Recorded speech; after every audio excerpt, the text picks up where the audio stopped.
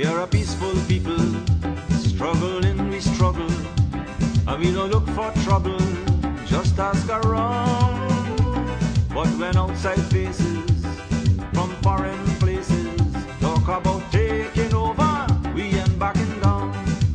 No, we ain't giving up no mountain, and we ain't giving up no tree, we ain't giving up no river that belong to we.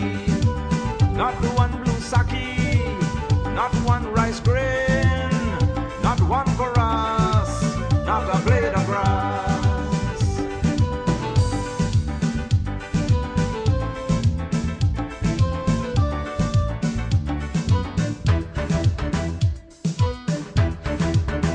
This land is our land now, we're gonna make it somehow. We will bend like a bow, but never break. Our fathers came here, and they lived and died here, and we are moving from here, make no mistake. No, we ain't giving up no mountain, and we ain't giving up no tree, we ain't giving up no river that belong to we. Not one blue sake, not one rice grain, not one chorus, not a blade of grass.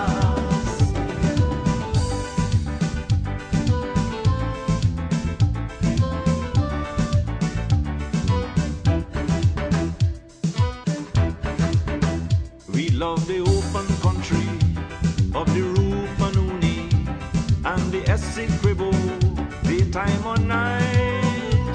Though we criticize it, this is our home, we love it, and we mean to keep it. We have that right. No, we ain't giving up no mountain, and we ain't giving up no tree, we ain't giving up no river that belong to we. Not one blue sake, not one rice grain, not one chorus, not a blade of grass, not one golden apple, not one jamun, not a drop of water from the Pomeroon. Every time an Indian is beaten in this country, and Indians are beaten in this country by black people, paid by the PPP, paid by Jagdeo to beat Indians every now and then. Them people went coming from Buxton and further up the other day and went by Monrepo. You mean you tell me the police by vigilance go by Monrepo and stop it from happening? But no, they allowed it to happen because it suits the narrative of the PPP. Black man are coming and broke up every stall. They come and broke up, black man come broke up every stall. The police could have been there, the police was in the area, they knew they were walking. I knew they were walking, I knew when they left Buxton. But they were allowed free reign to come and beat up on the Indians because both sides getting set up. The black people are no better, they getting set up, and the Indians are no better, they getting set up. And they getting beat and get set up at the same time. It's politics, it's how politics works. It's how and Jagdeo knows how to do it. Knows how to do it. He knows how to play the game. Every time an Indian is assaulted in this country, every time an Indian family is robbed in this country and the police force does nothing to assist, it's a deliberate act. You mean to tell me that this government I know they got serious crime with them little black boys riding around with them bikes and stuff? Well, let me tell you some of them little black boys riding around with the bike. A man called me from the ghetto. A man called me from the ghetto. Said, Max, a man called me. And you want me to put a little team on the ground, hot up the place. But you know I got to talk to you about these things because I come to you for political advice. What to do? I said, don't help me. Don't help me. Don't get the gang fee. Don't give me the gang. And I called him on, I sent an email, I sent him a WhatsApp, hey, I need a gun license, boy. Get a gun license, see if we can get a gun license now because they got some little boy who want hot up the tongue. And in case they hot up the tongue, we can, if I got a thing, I can help you if you get in a little trouble too. But I was just sending him a message. I know what you just do. I know. I sent him the message that they got, I need this thing because a little thing coming up. It's me sending you a message. Hey, I know what you facts that every single day this government PPP government collects in excess of 10 million US dollars a day.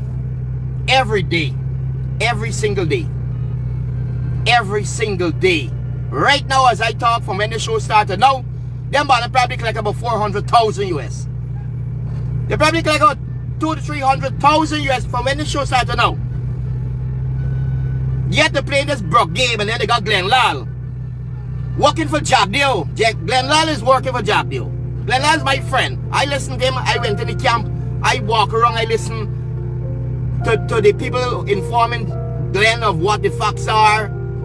They got a couple of the guys in there who got their own information, and they're feeding Glenn. And Glenn Lal, take this to the bank, is working good cop, bad cop, in cahoots with Bar Jabdio. Oh, but he's cost Glenn, he cussing Barrett, he Daisy. No, that's how good cop, bad cop work. You do me what you gotta do me. Hey, partner, I like the girl over there, and I want you to help me go and get this girl. So, you walk over, you slap shit. You slap shit. And I can come up and say, hey, you can't slap the girl by, and I can pull you back and beat you up. But the girl can say, well, Brian is a bad man. Brian helped me out. Brian saved me. That's how good cop, bad cop works. And Glenn Lal is working. How come Glenn Lal don't tell me how much money we getting from Exxon every day? How come Glenn Lal never say, we getting 8 million US, 10 million US, 15 million US? He's always showing you an apple cutting up, but he don't tell you we getting 10 million US. He don't tell you we getting 10 million US every single day. He doesn't tell you that. He tell you we getting robbed. He tell you about ring fencing. He tell you all these other things. He ain't telling you how much we getting. And the whole nation of Guyana doesn't know how much we getting from Exxon. We don't know. Nobody knows. But we know that we're getting 12.5%. That is a fact. We're not sure if we're getting the royal 12.5%. For sure. Every single day. 12.5% of 400,000 barrels. At 85 to 90, 95, maybe even $110 a barrel. Because our light sweet crude is highly in demand. It's extreme demand in the world. High demand in the world. So we are getting sometimes 12, 14 million US a day. Yet we went and we borrowed 185 million US from the Chinese to build that bridge.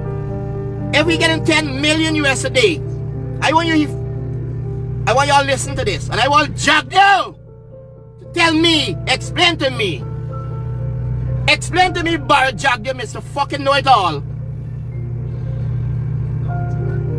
Why you borrow 185 million to build a bridge and you getting 10 million US a day?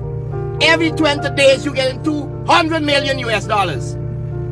Every 20 days, Bar Jabdio's government, his PP government, is getting 200 million US. And you won't borrow 185 to build a bridge? You got 700 million US in HES money, carbon credit free money in the bank. 700 million, and you gonna borrow 185 million on terms from the Chinese? Are you supposed to be smart? You're not a smart guy. You're a fucking con man, Bar Jabdio. You're a con man, and you're robbing this country, and you're deceiving people. And you got these stupid PPP supporters behind you who don't know nothing. And you tell them about progress, and you're beating the old racial drums. Black man this, black man that, and you're beating the drums. You're beating the drums, Jabdio. It's about fucking time that somebody tell you the time of day that you're a scamp and you gotta leave this country and go away. Leave here, fun, to do what you gotta do.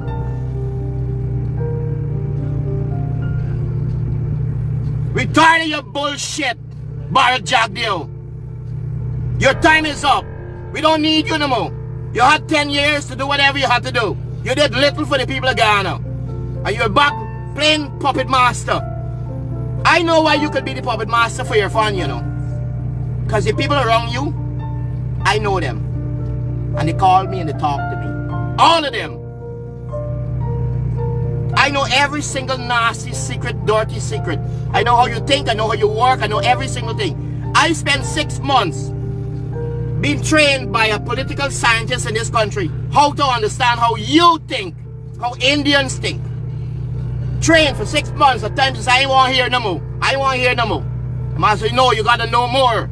Because you gotta understand the beast if you wanna work against the beast. I know how you work. I know the room you got with the security with the hidden cameras. Okay, you know what? My friend sell you the cameras because I bring the fucking cameras for you. Even though you know it's my cameras. And you wanna know something? 2 of the cameras to send out back a signal out of them. Back on the internet. So why do you think you're recording people secretly and using it to blackmail them? So you can play your puppet games? We watching you. And not only me watching you, the feds watching you. Because bigger fishes than you fry already, partner. Noriega, Castro, Chavez. You're a tiny little fish. You're a little cockabelly. You're a little cockabelly. You're nobody. You're just a little boy from Mexico. Little boy from Mexico. And unless you take a gun yourself and put it in my head and shoot off my head, you can't get nobody. Handgun. You gotta bring a sponsor to it to kill me. For exposing you for being the low life that you are. And you can call fucking CID and say Brian Max on the internet, libeling you, he getting your bad name, he put in and let the cyber fucking charge me. Let the guy in the police force cyber charge me for talking the truth again.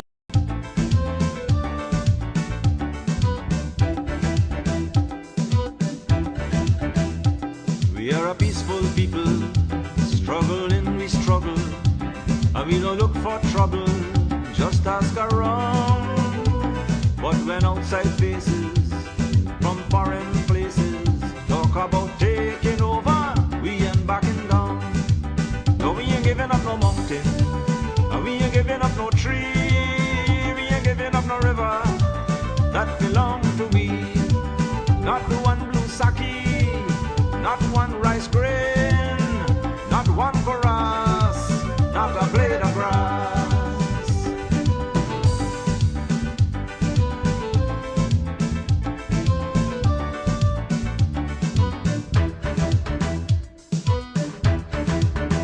This land is our land now, we're gonna make it somehow. We will bend like a bow, but never break. Our fathers came here, and they lived and died here, and we are moving from here, make no mistake. No, we ain't giving up no mountain, and we ain't giving up no tree, we ain't giving up no river, that belong to we. Not one blue sake, not one rice grain, not one chorus, not a blade of grass.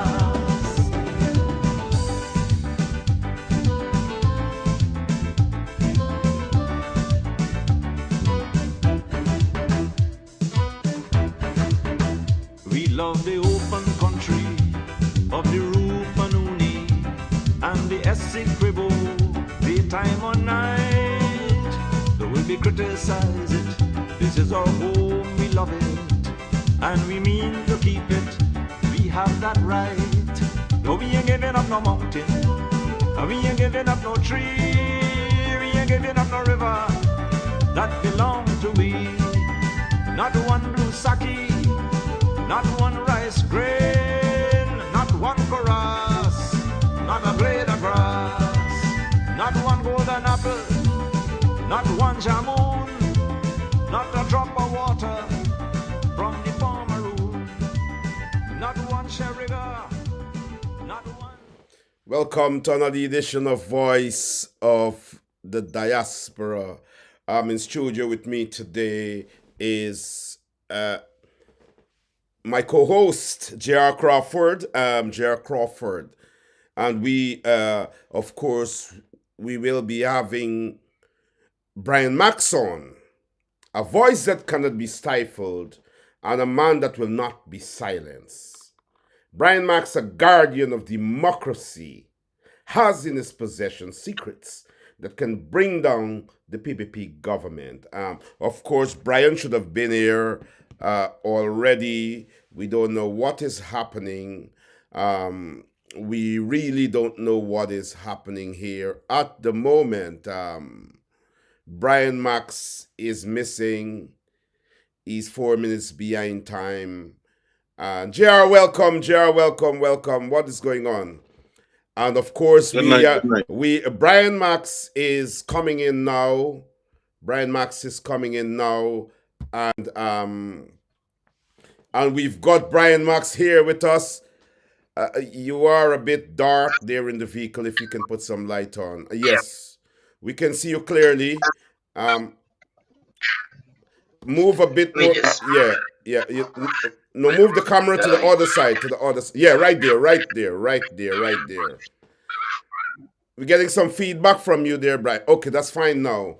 Welcome to the program. Welcome to Voice of the Diaspora, Brian Max. You are trending. You are trending, of course, in studio here. With me is my co-host J.R. Crawford, and of course, the man of the moment, Brian Max. Brian Max has spoken out. He has spoken out. And for those of you who are tuning in, you will recall, and Brian will tell you about his struggle to uphold democracy in 2020, as he puts it. And today, true to form, he is continuing that sojourn against a regime that is highly questionable, a regime that must be put in check. J.R. Crawford and Brian Max, welcome to Voice of the Diaspora. Good night, Thank you very Norman. much, Good night, audience. And good night. Brian, you're here. I know that you're out, you're in your vehicle, and you have taken this opportunity, to come on the program, though you are a busy man. And that is laudable. We're getting some hiccups there from your vehicle, a bit Yeah. of noise in the background. But if you can pull over, and Yeah. because so many people are tuning in the moment and so on, let me give you a second to sort yourself out as we Yeah. show this clip. Every time an Indian is beaten in this country, and Indians are beaten in this country by black people, paid by the PPP, paid by Jagger to beat Indians every now and then. Them people went coming from Buxton and Ford up the other day and went by Monrepo. You mean would tell me the police by vigilance go by Monrepo and stop it from happening? But no, they allowed it to happen because it suits the narrative of the PPP. Black man are coming and broke up every stall. They come and broke up, black man come broke up every stall. The police could have been there, the police was in the area, they knew they were walking. I knew they were walking, I knew when they left Buxton. But they were allowed free reign to come and beat up on the Indians because both sides getting set up. The black people are no better, they're getting set up, and the Indians are no better, they're getting set up. And they're getting beat and get set up at the same time. It's politics, it's how politics works. It's how and Jagdeo knows how to do it. Knows how to do it. He knows how to play the game. Every time an Indian is assaulted in this country, every time an Indian family is robbed in this country, and the police force. Brian Max here, J.R. Crawford, my co-host here, and we are going to get the ball rolling. Brian, you're here tonight. You were supposed to be here last night. Our viewers were looking forward to hearing from you last night. So many people tuned in, and tell us what happened. Why couldn't you be on the program last night? I was doing some work on a vehicle in the yard, and then I noticed this character. I never really saw him before in the area, but there was a vehicle moving up and down, in and out, appeared to be looking for somebody. Mm. And then this guy came into view. He stopped, the vehicle stopped and talked to him for a little while, as you can see in the video. Mm-hmm. And then he was circulating, showing the guy some location at the back. I figured where he was living. Because the guy was his friend. He's telling the police that he doesn't know the guy and he's just a taxi driver asking for directions. But clearly, the person was his friend. Because they spoke for quite a while. When he talked to the guy, initially in the video, you can see him coming back. You saw the vehicle come back again and pull up alongside us. Mm-hmm. And as I followed him down the road to see where he's going because I'm the chairman of the area.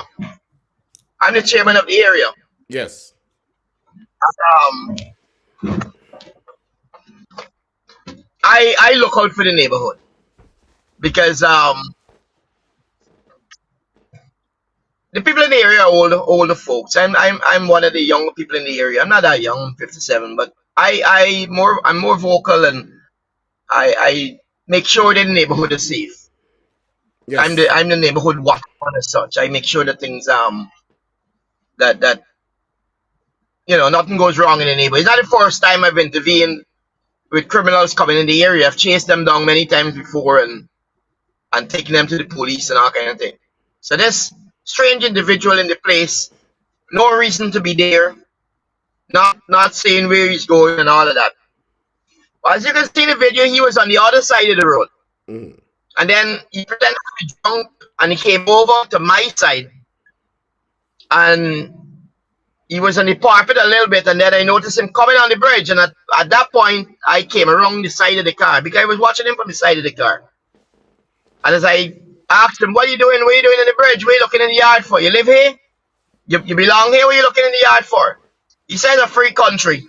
And that slavery done long time. You still walk and go wherever you want. Going white people like me must not ask you no question. He had this aggressive way about him. He looked from the second I got a closer look at him, I realized he was a very strong individual. He's very weak, has some kind of disability or the other. And if he was a stronger person, if he was stronger, that he could have, and if he was more aggressive, if he was stronger and more aggressive, and I had when I opened the gate, had decided whether it was fight or whatever you wanted to do. Because you can see at the speed that I moved and got out there with. Yes. I wasn't playing. I don't play. I don't pretend. I got a loose screw in my head, and I don't pretend that every now and then I lose it completely when people think they can take advantage of me. And he appeared to think that he could have taken advantage, but I grew up in Lepo.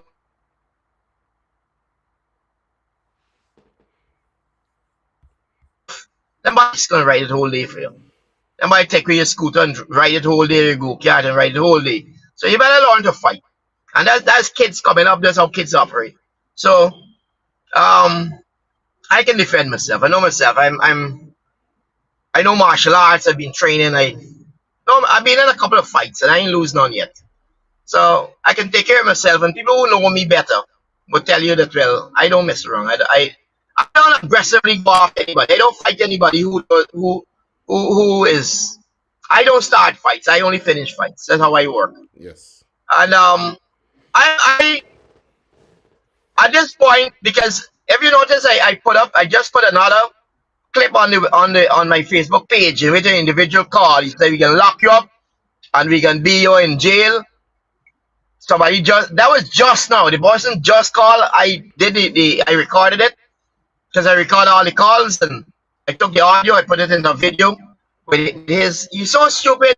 He left his number uncovered.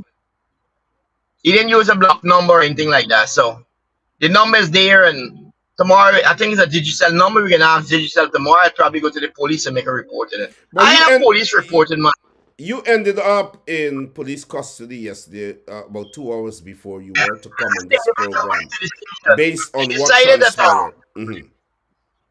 He decided that his best option was to go to the station and say that I assaulted him, which I didn't assault him. He, in fact, because he likes to use his hands, he actually was using his hands, and he actually hit me in my face. So he assaulted me, and he was.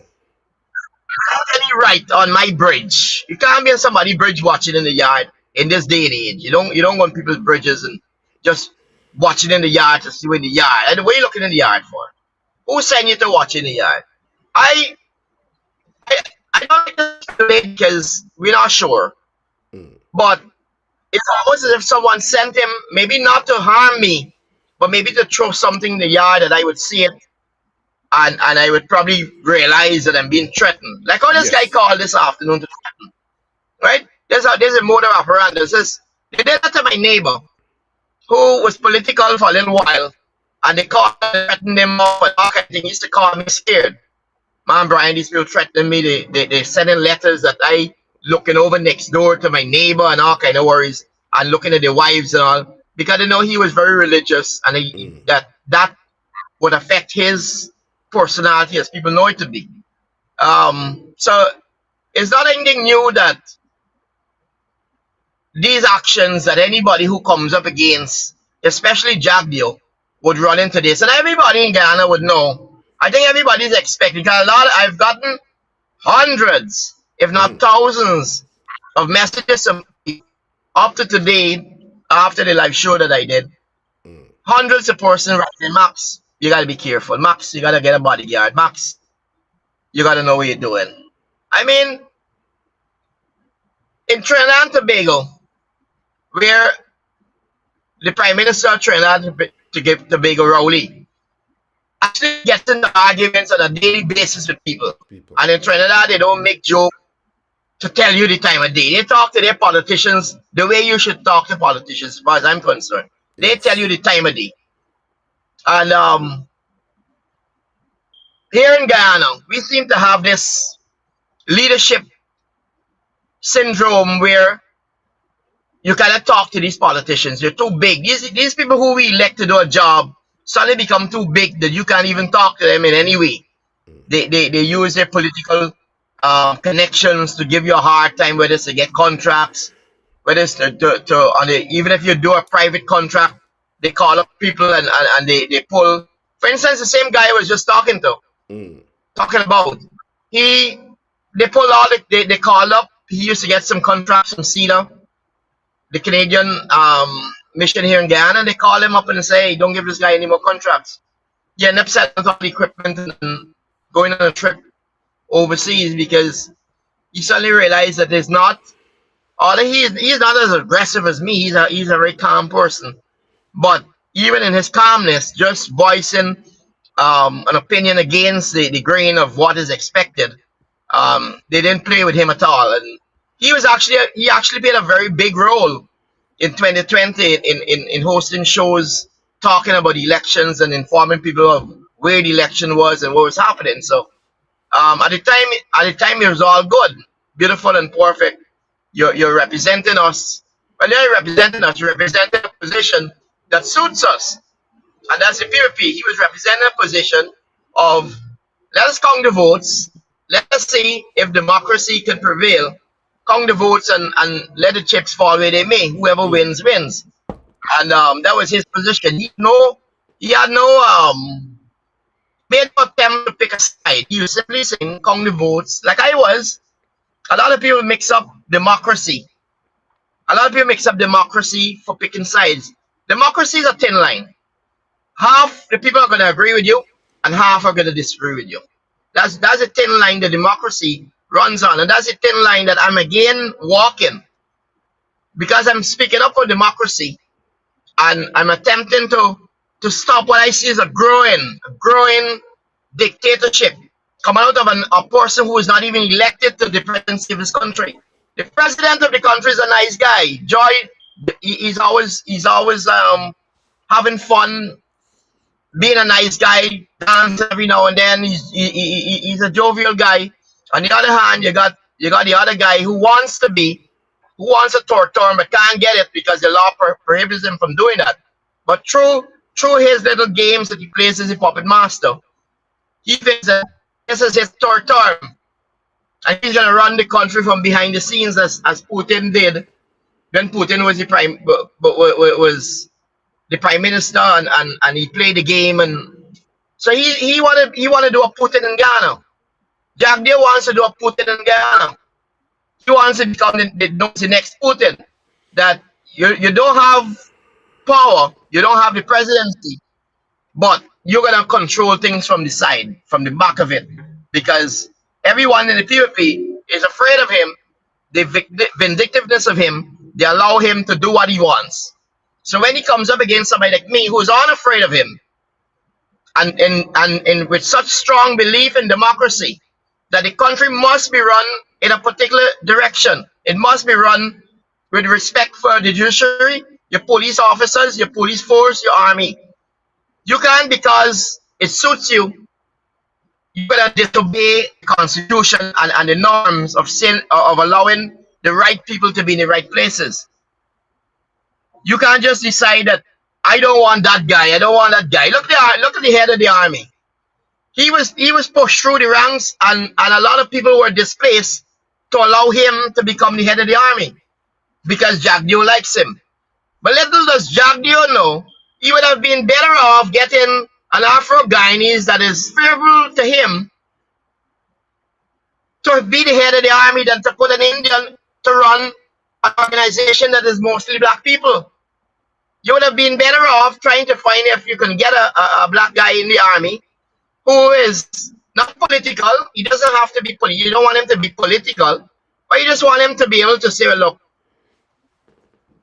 this is where we want to go with Guyana, and we want you to see if you can work with us. Instead of taking an Indian that wasn't in position to become commander of the army, the head of the army, and you got this guy now without any ground support from his troops. He doesn't have any support because they all see him as an intruder, somebody who is being pushed up into place.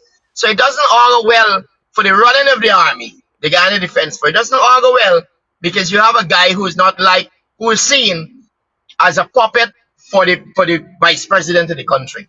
So right away you got issues, the army, the system, a lot of backbiting, a lot of people being disgruntled. You don't want to have an army that is disgruntled. I'm seeing a 15% here on my phone, I hope. Let me just make sure that I'm getting charged. Yes, I am now. Yeah. So you got the chief judge who's acting. You have the chancellor who's acting. You have the police commissioner who's acting. You have the army head who's acting. Everybody's acting because you don't want to appoint them. Because if you appoint them, you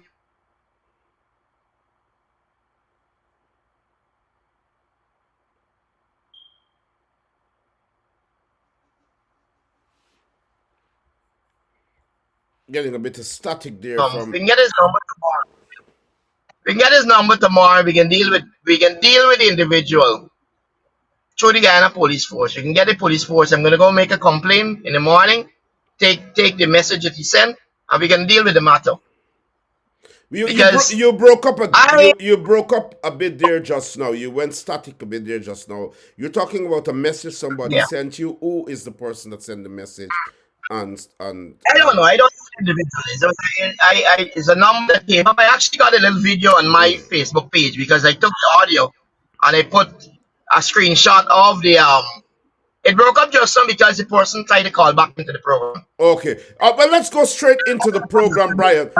Brian Max here on Voice of the Diaspora. J.R. Crawford, my co-host. Before I bring J.R. in, Brian, you have said a mouthful that thousands of people, Guyanese in the diaspora and at home, would have been privy to. I want to begin by talking to you about your life and the things that you have said before we go deeper into the program.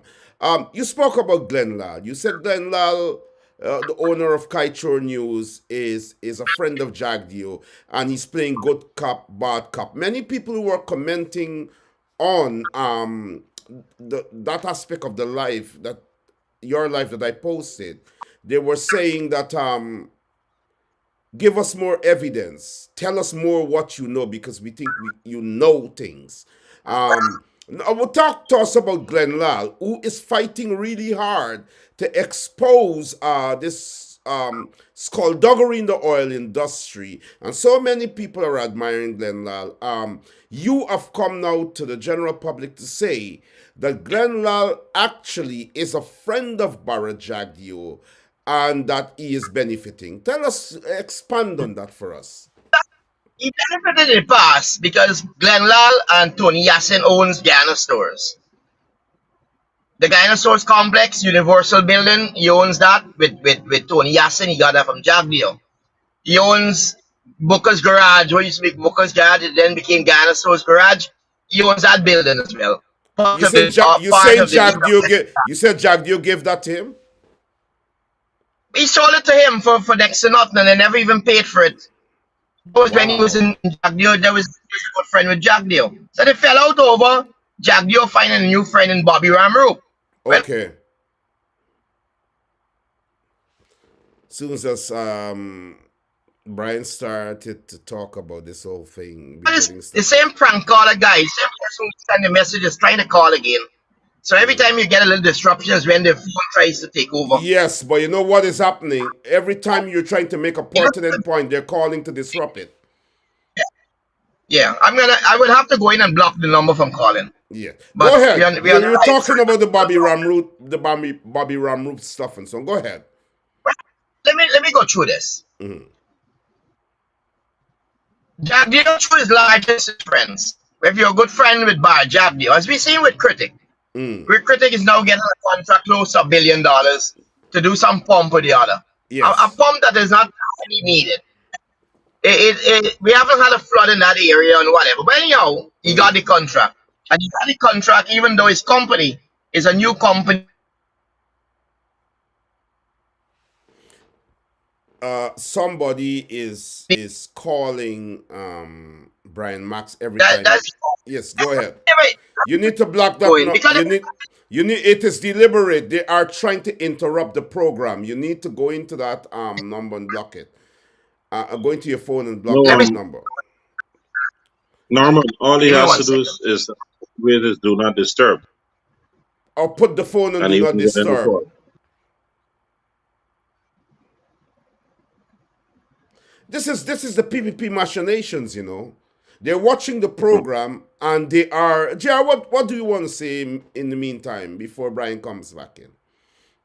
No, I mean what Brian is saying there. These are things that we have been hearing on the street for a few years now, where a lot of people benefited from having some cozy relationships with certain people in the political arena, and it's not only on the PPP side, it's also on the PNC side. There are a few of them who are up there who's got some connections to the back of the building. And I hope Brian called their names out.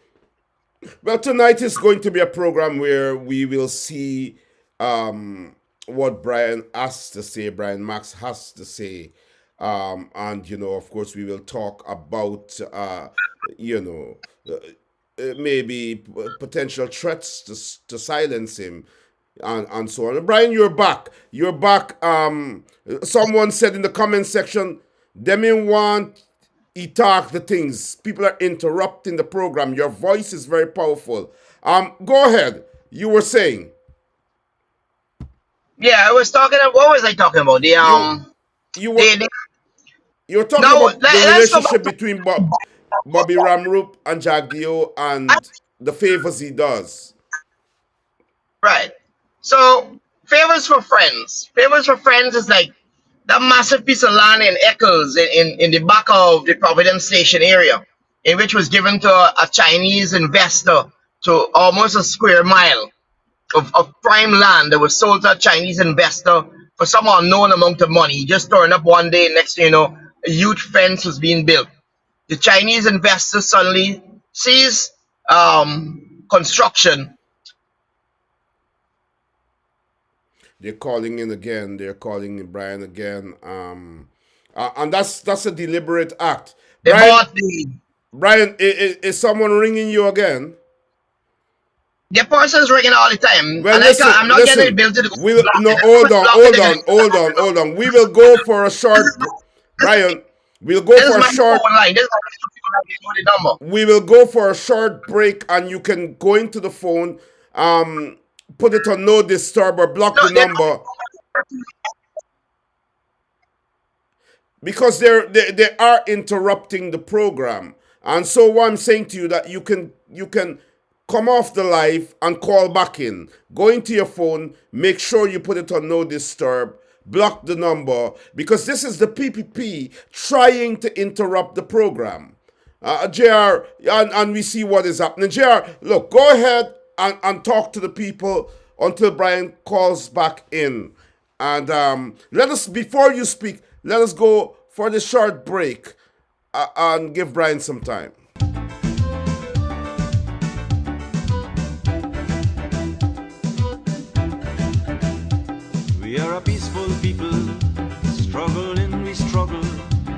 we don't look for trouble, just ask around. But when outside faces from foreign places talk about taking over, we ain't backing down. No, we ain't giving up no mountain, and we ain't giving up no tree, we ain't giving up no river that belong to we. Not the one blue sake, not one rice grain, not one chorus, not a blade of grass.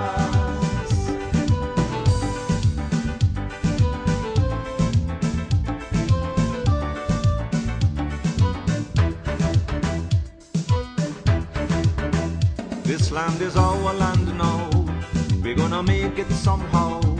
We will bend like a bow, but never break. Our fathers came here, and they lived and died here, and we are moving from here, make no mistake. No, we ain't giving up no mountain, and we ain't giving up no tree, we ain't giving up no river that belong to we. Not one blue sake, not one rice grain, not one chorus, not a blade of grass.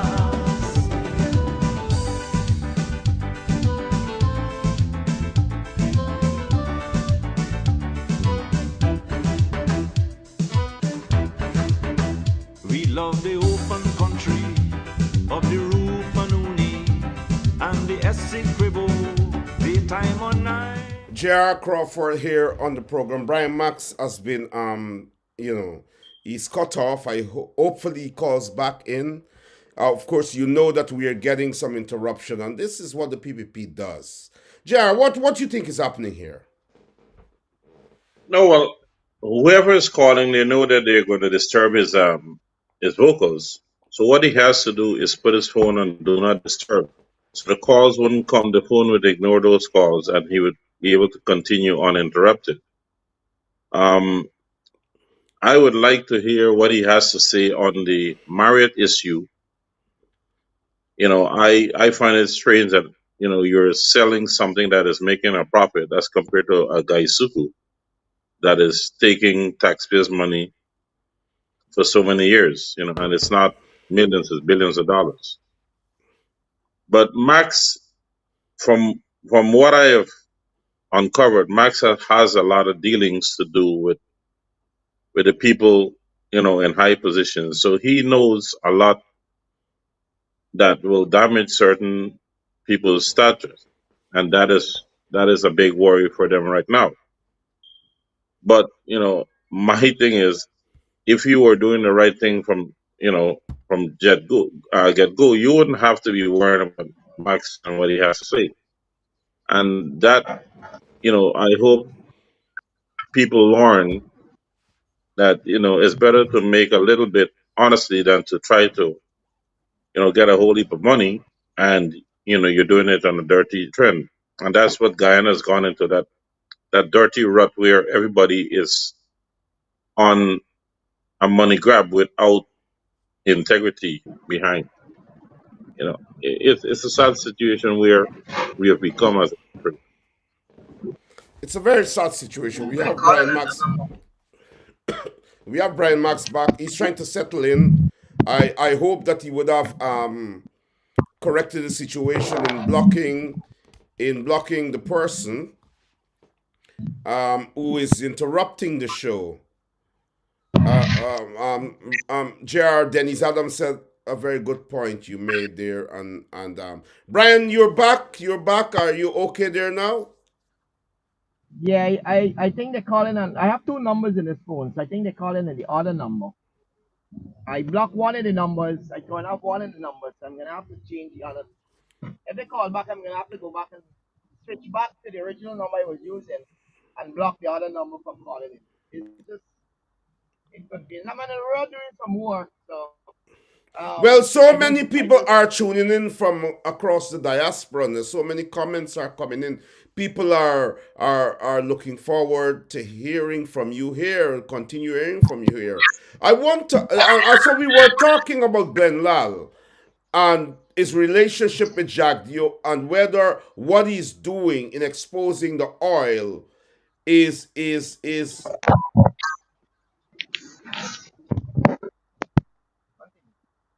I'm working with you here, brother. You gotta go with the flow and just let it show. Don't let me move in the camera a little bit. I'm on the road working. I just trying to accommodate you and do the show a little bit at the same time. So the picture might be perfect. You can hear the audio. The lighting might be right, but we work with what we got. If you don't mind. All right, so yeah, so you're telling us about Glenn Lal because we have things to talk about. So you're saying Yes, Glenn sir. Lal is playing a good cup game with Bar Jack, and he's not genuine and so on. What is it? What's the point you're making?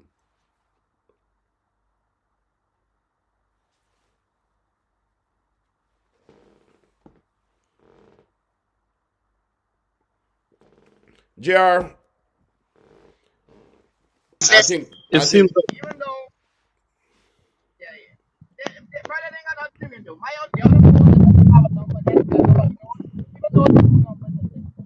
You can Brian, call. Brian, you need to drive up and park up for a few minutes if you want to. You were very clear earlier. You parked and there was light and Yeah, yeah.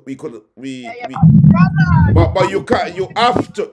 We can't do the program like this. We can't. It's not fair to the people that are tuning in on the program. It's not fair. You need to park up and you need to you know. JR, go ahead, JR. no what I'm saying. I know for a fact that Brian do have a lot of information at his disposal because of being in certain situation over the last 4 years. It will be beneficial for the citizens to get an understanding of what is going on behind the scenes and what is causing the masses to be neglected and to be oppressed, many of us. And I was looking forward to hearing Brian Max tell the audience, some of these things that are affecting their daily lives and the ability for us to grow as a nation. Because, like I said, he's a businessman. He's been in the grind. So those information would have been very helpful for us to make better But, decisions but on. why want to ask you, JR? Why? Because so many people have come on this program, former prime ministers, lawyers, politicians.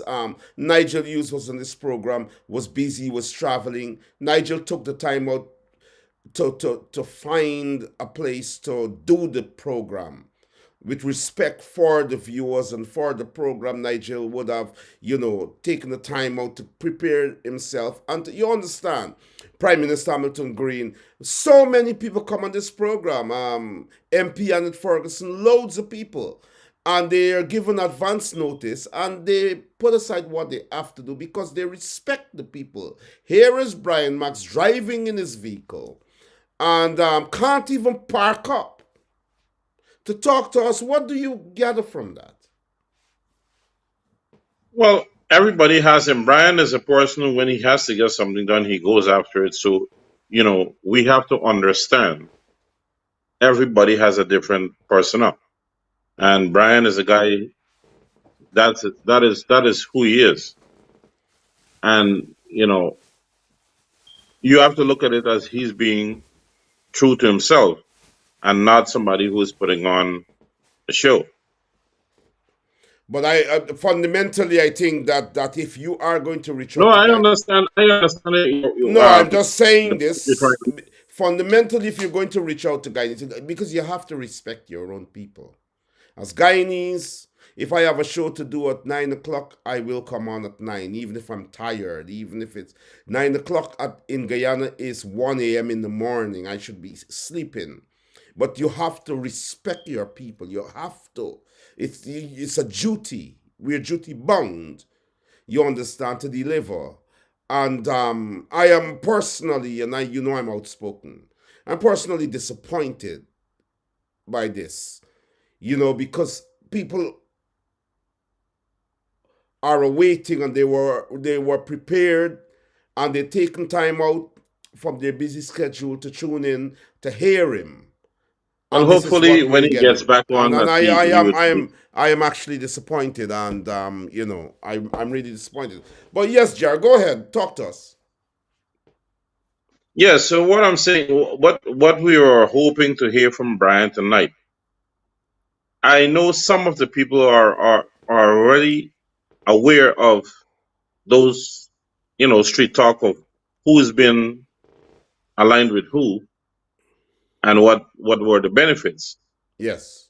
And all of these things that are happening over the last 25 years, the citizens have to shoulder some of the blame because we sit by and we know that an organization that we support or we are part of were doing the wrong things, and we continue to pledge our support to those people, and they keep screwing us royally.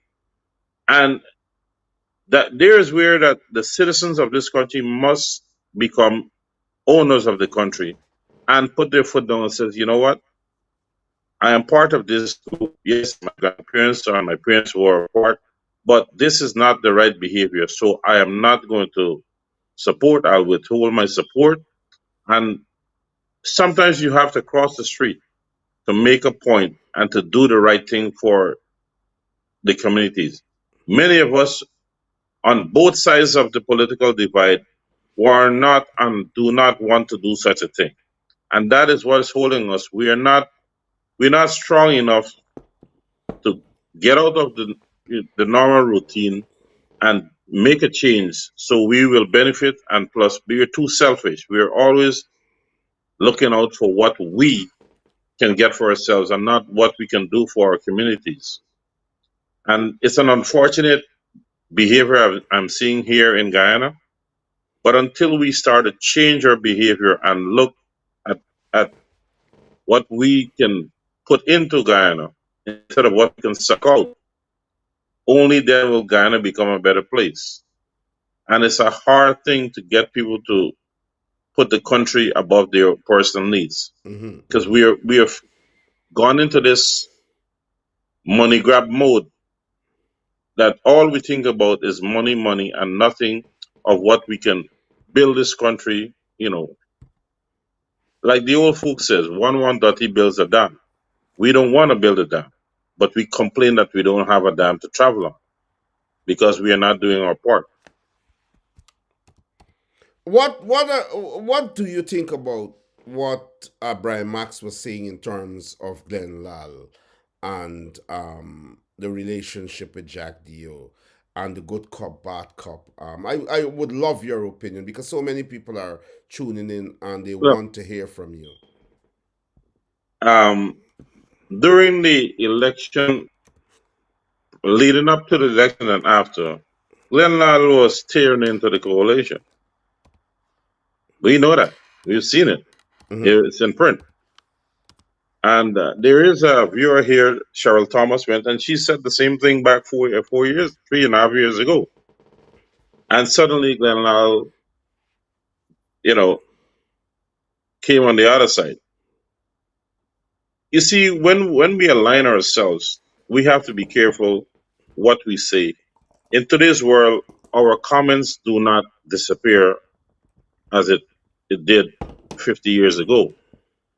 Yes. And what Brian is saying, I heard those stories back in 2014 and whatever. So Brian must have known more because of being in the same group a few years ago. But that's what we're seeing. We're seeing people align themselves, and when they get a disagreement, that's when the bubble bursts. But as long as the soup is flowing, you wouldn't hear about the benefits because it's for them. Like I just said earlier, we are all thinking of what we can amass personally. All along, we are afraid to tell the current administration, hey, we must take care of every single Guyanese, regardless of religion, race, or creed, or whatever. But you can't say that because if you open your mouth and say that we must go straight, you won't get the benefits. So what they're going to do is take the benefits as long as they, everything is good. And after when it breaks away, that's when you see the disagreement. Well, do And you it's think do you think in that context, some people have asked, why is Brian speaking out now after he would have been so close to the PPP, assisted Irfan Ali and Jagdi and others during the 2020 elections, to bring down the APNU AFC government. And some people have said, oh, you know, when the fox can't get at the grapes, they say so and so on. And they're alluding to a point in which they believe that maybe Max did not get what was due to him. He was not rewarded for what he would have done through the group that became defunct after the 2020 elections was sorted, became defunct immediately. That like its express purpose was to deal with regime change, and now 3 years later, Max is coming out against the PPP government, and people are questioning whether maybe he did not get the reward that he expected he would have gotten for his efforts in support of the people. What are your thoughts on that? But before you go into the answer, um, I just want to say to the viewers around the world, you can call in tonight and give your view. No need to be shy or anything. The number is in the comment section. I've just posted the number, but it's +44 794 010 2402. I've just posted it in the comment section. You can call in via WhatsApp and say what you want to say, and and we'll get it. Go ahead, JR. now, from what I've known over the last two elections, Brian Max is not a member of the PPP, and he voted for the coalition. Wow. Mm-hmm. At least I guaranteed in 2015 he voted for the coalition.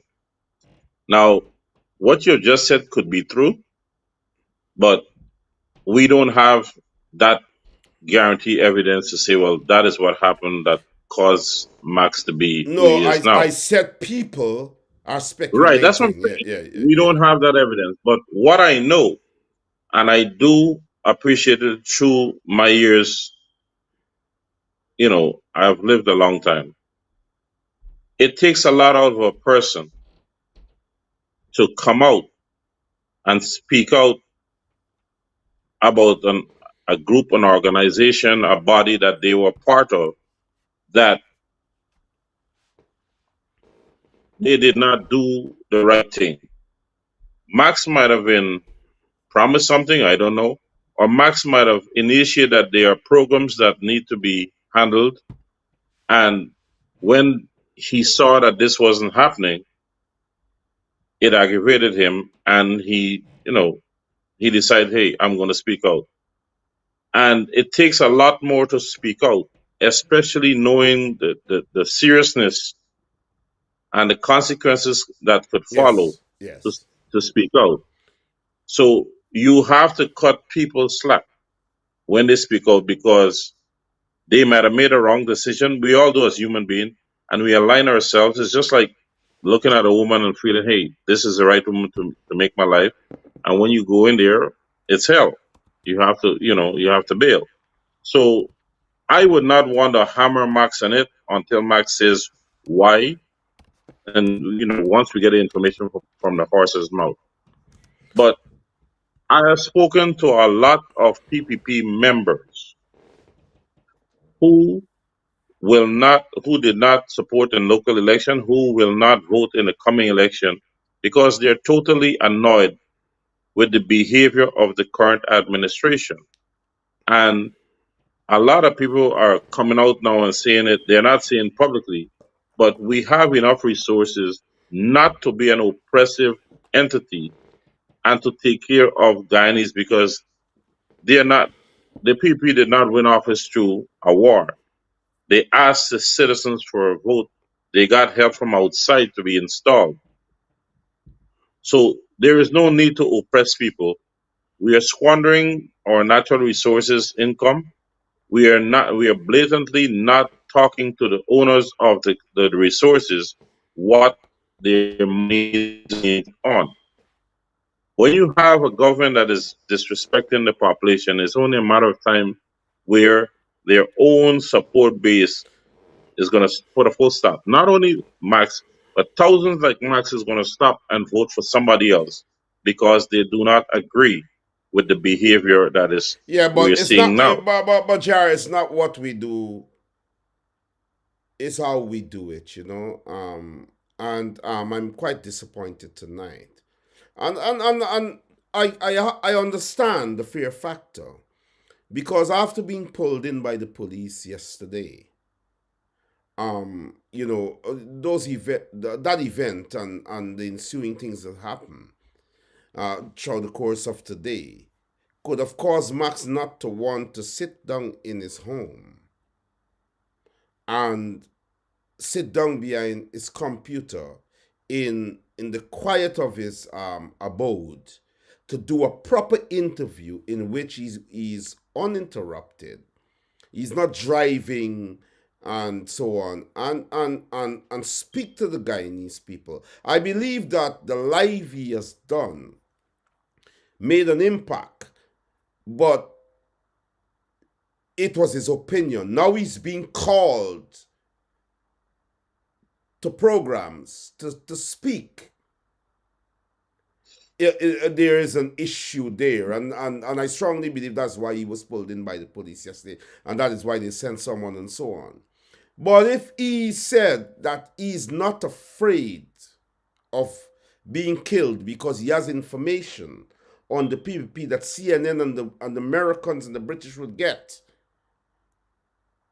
if he's assassinated, if he's killed or whatever, executed, they would get, that would be damning when it comes to the PPP. And it's surprising tonight that he has agreed to come on the program and he's driving around and can't really do a proper program with respect for the people that are tuning in. I am quite disappointed because I know that this program entertains people from different walks of life, and it can't get better than Nigel Hughes and those people that with respect came on this program and make the time, and they respect the Guyanese people. It's not the program, it's the Guyanese people they respect. And I'm very, very disappointed by that. Go ahead. Well, like I said, I mean, we will know the facts later on, or if Brian calls him when he gets to point A, from point A to point B. But as we are speaking on the issues here that are affecting us. Brian made a point with the GDF situation, and that's something exactly what was said on the street with Khan being promoted and he was pushed through the ranks and whatever. But it was the coalition's mistake that left the door open for Khan to be where he is at, because we got too cocky in our behavior and we did not go through doing our paperwork the right way, and that's why Khan was able to step out and step back in, because we're doing things out of malice instead of doing things to benefit us. Once we dot our I's and cross our T's, we wouldn't have holes in our defenses. But that is what happens when you have people that get to a position, that are elected, and they get too big for their britches. When the coalition or when a different party gets into power, because it's wide open now, if the country doesn't vote away from the PPP in the next election, then you have known that we are rotten as a nation. Because who will want to be supporting oppression instead of an opportunity for us to grow as a united nation? If we can unite on the Venezuela border issue, we can unite on cost of living, quality of life, healthcare, security, amenities, improvement. I agree. But we are I agree 100%. Without, I don't want to cut you, but I agree 100%. There, there is no real unity though on the Venezuela border issue. right. It could be they could not No, be any real no, no, unity. no, no, But Norman. That before you continue, a comment came in to say that Brian Max could not do it at his home, and he is even uncomfortable on the road driving. People are commenting, people are watching this program, and people are going to be very upset with Brian Max. Um, you know, because he said what he had to say on his live. Now he's on a big platform to speak to the world. There seem to be a lot of hiccups. Go ahead, Jack Crawford. well, in response to what you've just said, it is much more safer for Brian to be mobile doing this show than to be at a specific location. So that's why you have to understand what it is. If you've gotten any Okay, I got law it now. Yeah. enforcement training, you would understand what I'm saying. Yes, yes. Now, going back to our people, yes, we are united. There's no way Guyanese are not going to be united against the Venezuela. That is why you're seeing complaints about the behavior pattern that the refugees are creating in Region 1 and 2. We, as a nation, our political people, our schools, did not educate our people through the years of the importance of making sure that we know that Venezuela does not have any rights to Essequibo.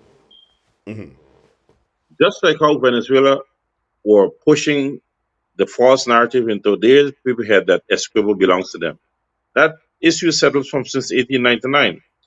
Now, I am not too worried about the Venezuela issue because it was Uncle Sam who was against us in the 60s and specifically in 1966 to push side with Venezuela to go to the Geneva body and reopen this border issue nonsense because they were against our people, Chedi and Borno. So let them fix their own mistakes. You think with Exxon and Chevron sitting out there in the ocean, Uncle Sam is going to allow Venezuela to come and play? No, they would never play with that money. So I'm not worried about it. That is one of the reasons why you see the PPP is not really hopping around too much. They know what it is. And nobody is going to tell me different. America will never let that oil sitting in Starbucks block and Kanji block go to anybody else. So I'm not worried about it. They caused the problem. They got to fix it. But we must still be guarded. This administration has not answered to the people why they're allowing so much undocumented people into our country. And nobody could tell me it's not geared towards the voting bloc. Because, as I said, on an honest election, PPP will lose 3-1.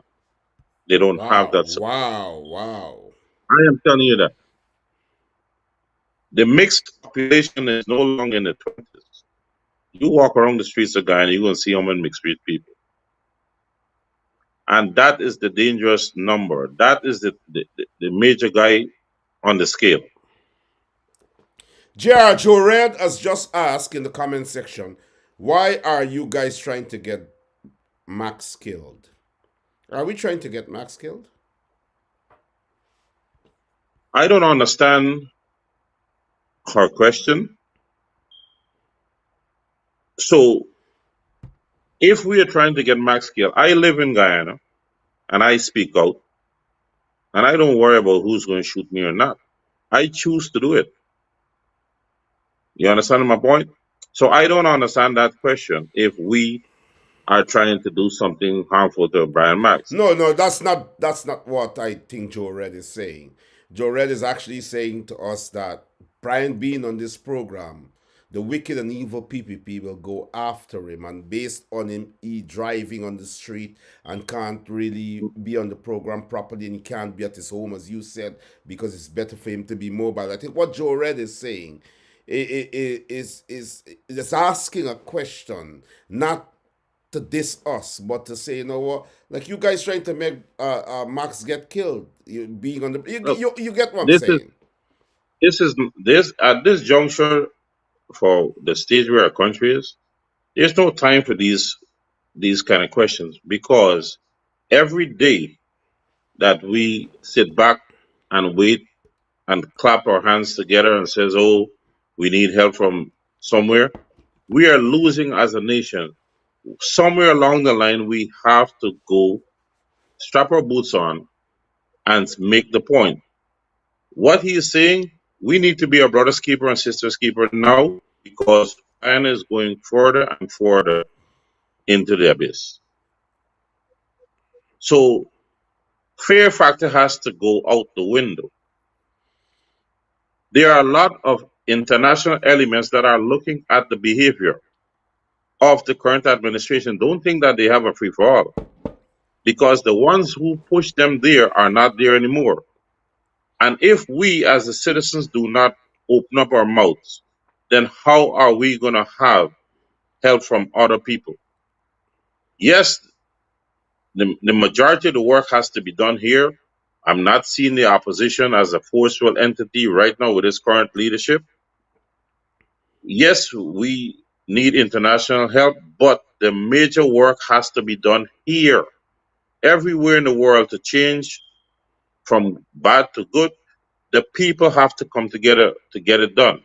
And that's when the international help can come in because people are going to resort to brute force, and that's when you can stop them. But you can't be afraid to. Why am I going to live in fear? I will live with fear, but not in fear. And that's the problem with Guyanese. They want change, but they want it to be gift wrapped to them. Yeah. Freedom comes at a price, and war brings peace. If we care of the direction and the growth of this country, we will stop being in fear. There's not a problem with being fearful, but you cannot let it hinder your progress and your push for a democratic life and an opportunity for us to be on par with other nations. It's a disgusting thing to see us as a nation with so much natural resources plus agricultural masses, and here we are punishing like a bunch of slaves with chains around our neck. We are walking around with our hands flinging, but we are hearing jingles. Yeah, you Uh, understand my point? I totally agree with you. And of course, as the co-host, your points are salient. I have to laugh because the comment section, and you have to engage the people in the comment section. And I did say, if you want to call in, guys, you don't have to be intellectual or anything. I know a lot of people Someone was listening. asking for the Hold number to on. be So reposted. somebody, I want to say this, and I want to be very clear. You can call in and speak the way you want. People are very intimidated to call in to this program because they feel it's some sort of intellectual thing and so on. But I'm saying to you, you can call in and speak the way you want to speak, give your view. Joe Red said, right now a big truck can be looking for Max on the road for an accident. We are not hearing from Brian Max, and people have joined this program to hear from him, and that's my point, because we can't allow, you know our viewers are the most important people, and we have to understand that our viewers are the most important people, because it is them we are Norman, working for as influence all on Jar, as influencers. Now, I totally understand what you said, And I agree with what you said because I know how dangerous it is for people in Guyana who speak out against the regime. And I trust your judgment and so on. And I am happy you made the point that maybe Brian Max really wanted to do this program, really wanted to do this program properly. But custody last night before he came on the program, you know, the things he gone through. He's on the program, honestly, trying to talk to us, and the phone is ringing all the time by a particular individual to bump him off and so on. So those are intimidatory tactics. Intimidatory tactics. I don't know if he's breaking, if the fears increase. I hope nothing happens to him. And of course, the world is watching. And I don't think the PPP is stupid enough to kill anyone the way they were killing people back during their 23 years when social media was not profound. Today, the world is watching, and I'm telling you this tonight. If the PPP kills anyone that comes on this program to speak to the Guyanese world, the PPP saying to the Guyanese world, you're nobody, and there will be repercussions, immediate and severe repercussions. I can promise you that. Go ahead, JR. Norman, over the last 25 years, who were deemed the assassins when people speak out? Wasn't it the black people? 98% of the trigger men are black men.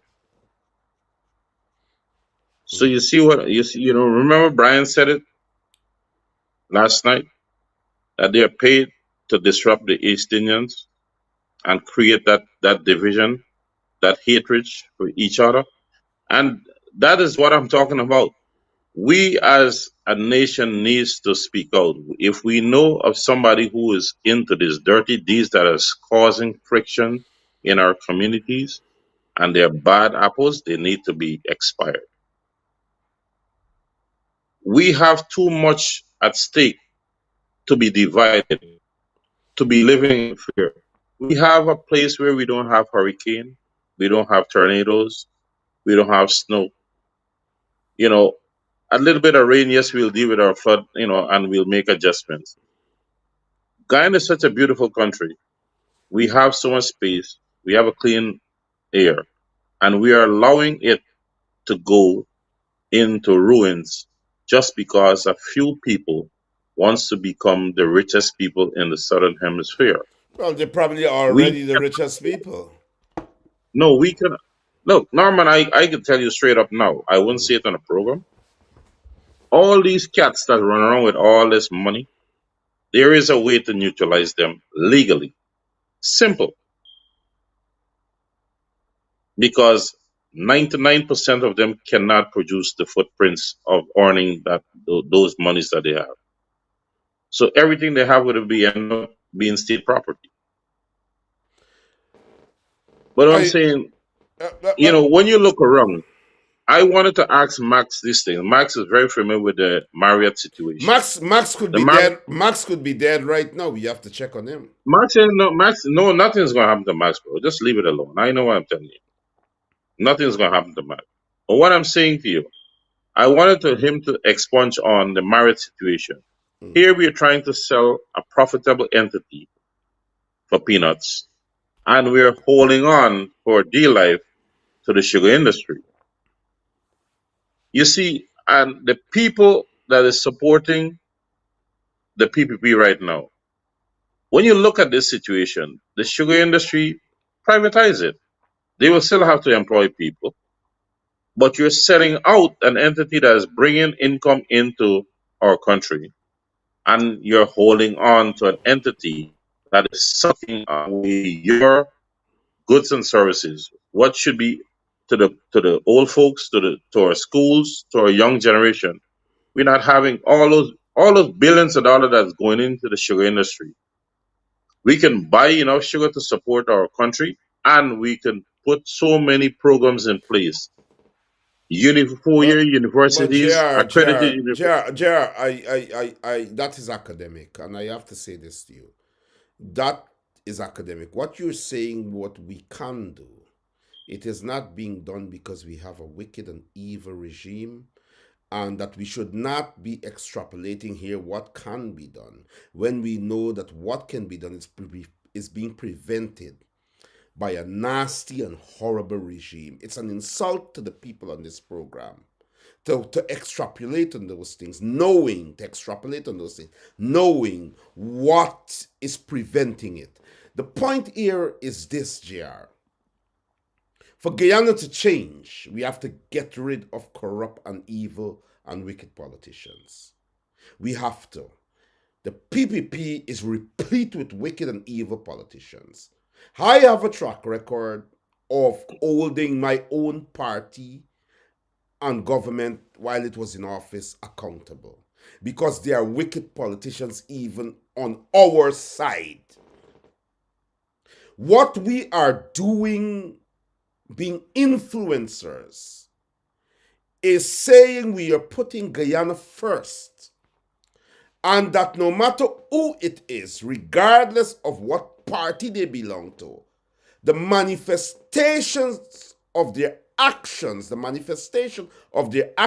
be scrutinized, and we must be objective in our judgment. And I have suffered tremendously to this day for calling out our own leaders who believe that it is a betrayal to call them out.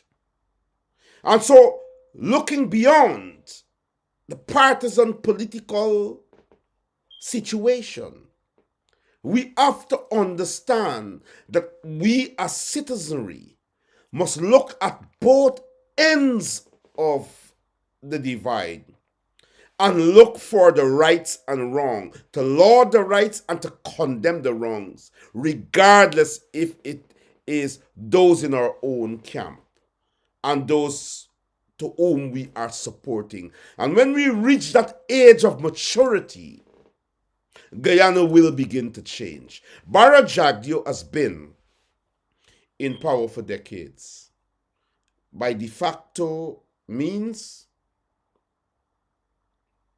and by legit means. And he has made this nation what it is today. A nation to be ashamed of when it comes to its leadership. And one man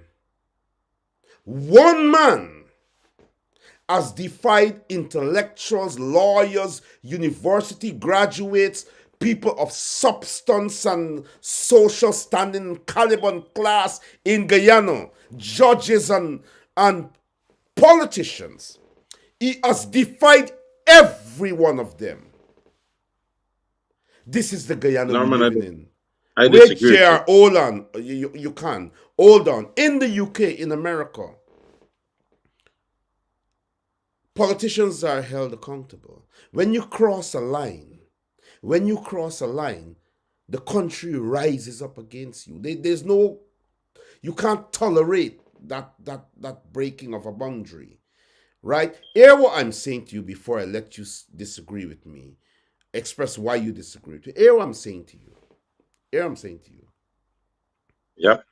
Guyana is a country of intelligent people, of street smart people, of wise people. But they have a lot. You know, Bar Jagdeo micromanages, and everybody know that. Bar Jagdeo call Linden at a little shop and ask the man why the police come at the shop. Don't you believe that if Jagdeo is doing that, if that is his modus operandi, if we had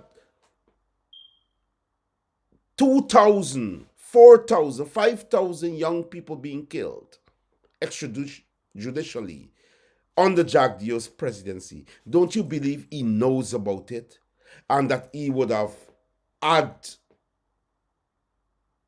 the right to say, don't do it or let it happen? Don't you believe, are we as stupid people to think that Bar Jagdeo was president and he micromanages? He knows every nitty gritty, he knows everything that goes on. And 400 young black men were killed under his presidency by police that he controls. And you are not going to fathom the fact that Barra Jagdeo allowed that to happen, but we allow Barra Jagdeo to be his party to be removed from power and to allow him to get back into power by his manipulative means. Right? The opposition and Guyanese nurture Jagdeo because Jagdeo grease a lot of people's hands. It is worse now today with oil. There are people in the opposition that are pretending to fight the struggle, that are in the pockets of the PPP, that are bought off. Let us talk serious business tonight, because people complain to me, say, Norman, you're getting soft and you're not the person you are and so on. You're not doing much life. But I'm talking to you tonight. Let me say this to you. Barra Jagdeo has been allowed to get away and is allowed to get away because the opposition and a lot of powerful people in the judiciary, in the private sector, in the public sector, all across Guyanan positions have accepted handouts from Barra Jagdeo. One man is controlling Guyana, and we have powerful and intelligent people that are allowing him to control Guyana. And I'm going to tell you this tonight on this program. We don't have to blame Barra Jagdeo. We have to blame ourselves. Because if we allow one man, wait a minute, if we allow one man for you see how you answer my question? You responded? Decades to hurt us like that, to cause us to bury our children, to take all our wealth. And you know what God did? God allowed Americans to come into Guyana recently and give you the ammunition. Just give you, say, you know what? Let me expose this man, right? If you're all speculating, let me expose that this man is a nobody. Let me expose this man taking bribery, taking bribes, involving bribery. Let me expose. And the Americans exposed him. And the powerful Guyanese in the opposition and in all walks or position of authority sit back and they don't put Guyana first. Like if you remove Barra Jagdeo and leave Irfan and everybody else, because he is the problem, you're stopping Guyana from moving. And I'm telling you this tonight. I want to speak because Brian Max is not going to come back on, because this program is a serious program. Brian Max was taken into the police station yesterday as an intimidatory tactic to drive fear into him because of this program. It's not the first time it has happened. And I'm saying this to you, Brother JR, my co-host. We're talking raw for our viewers tonight. Brian Max is driving around in a vehicle looking scared. Those in the comment section said that,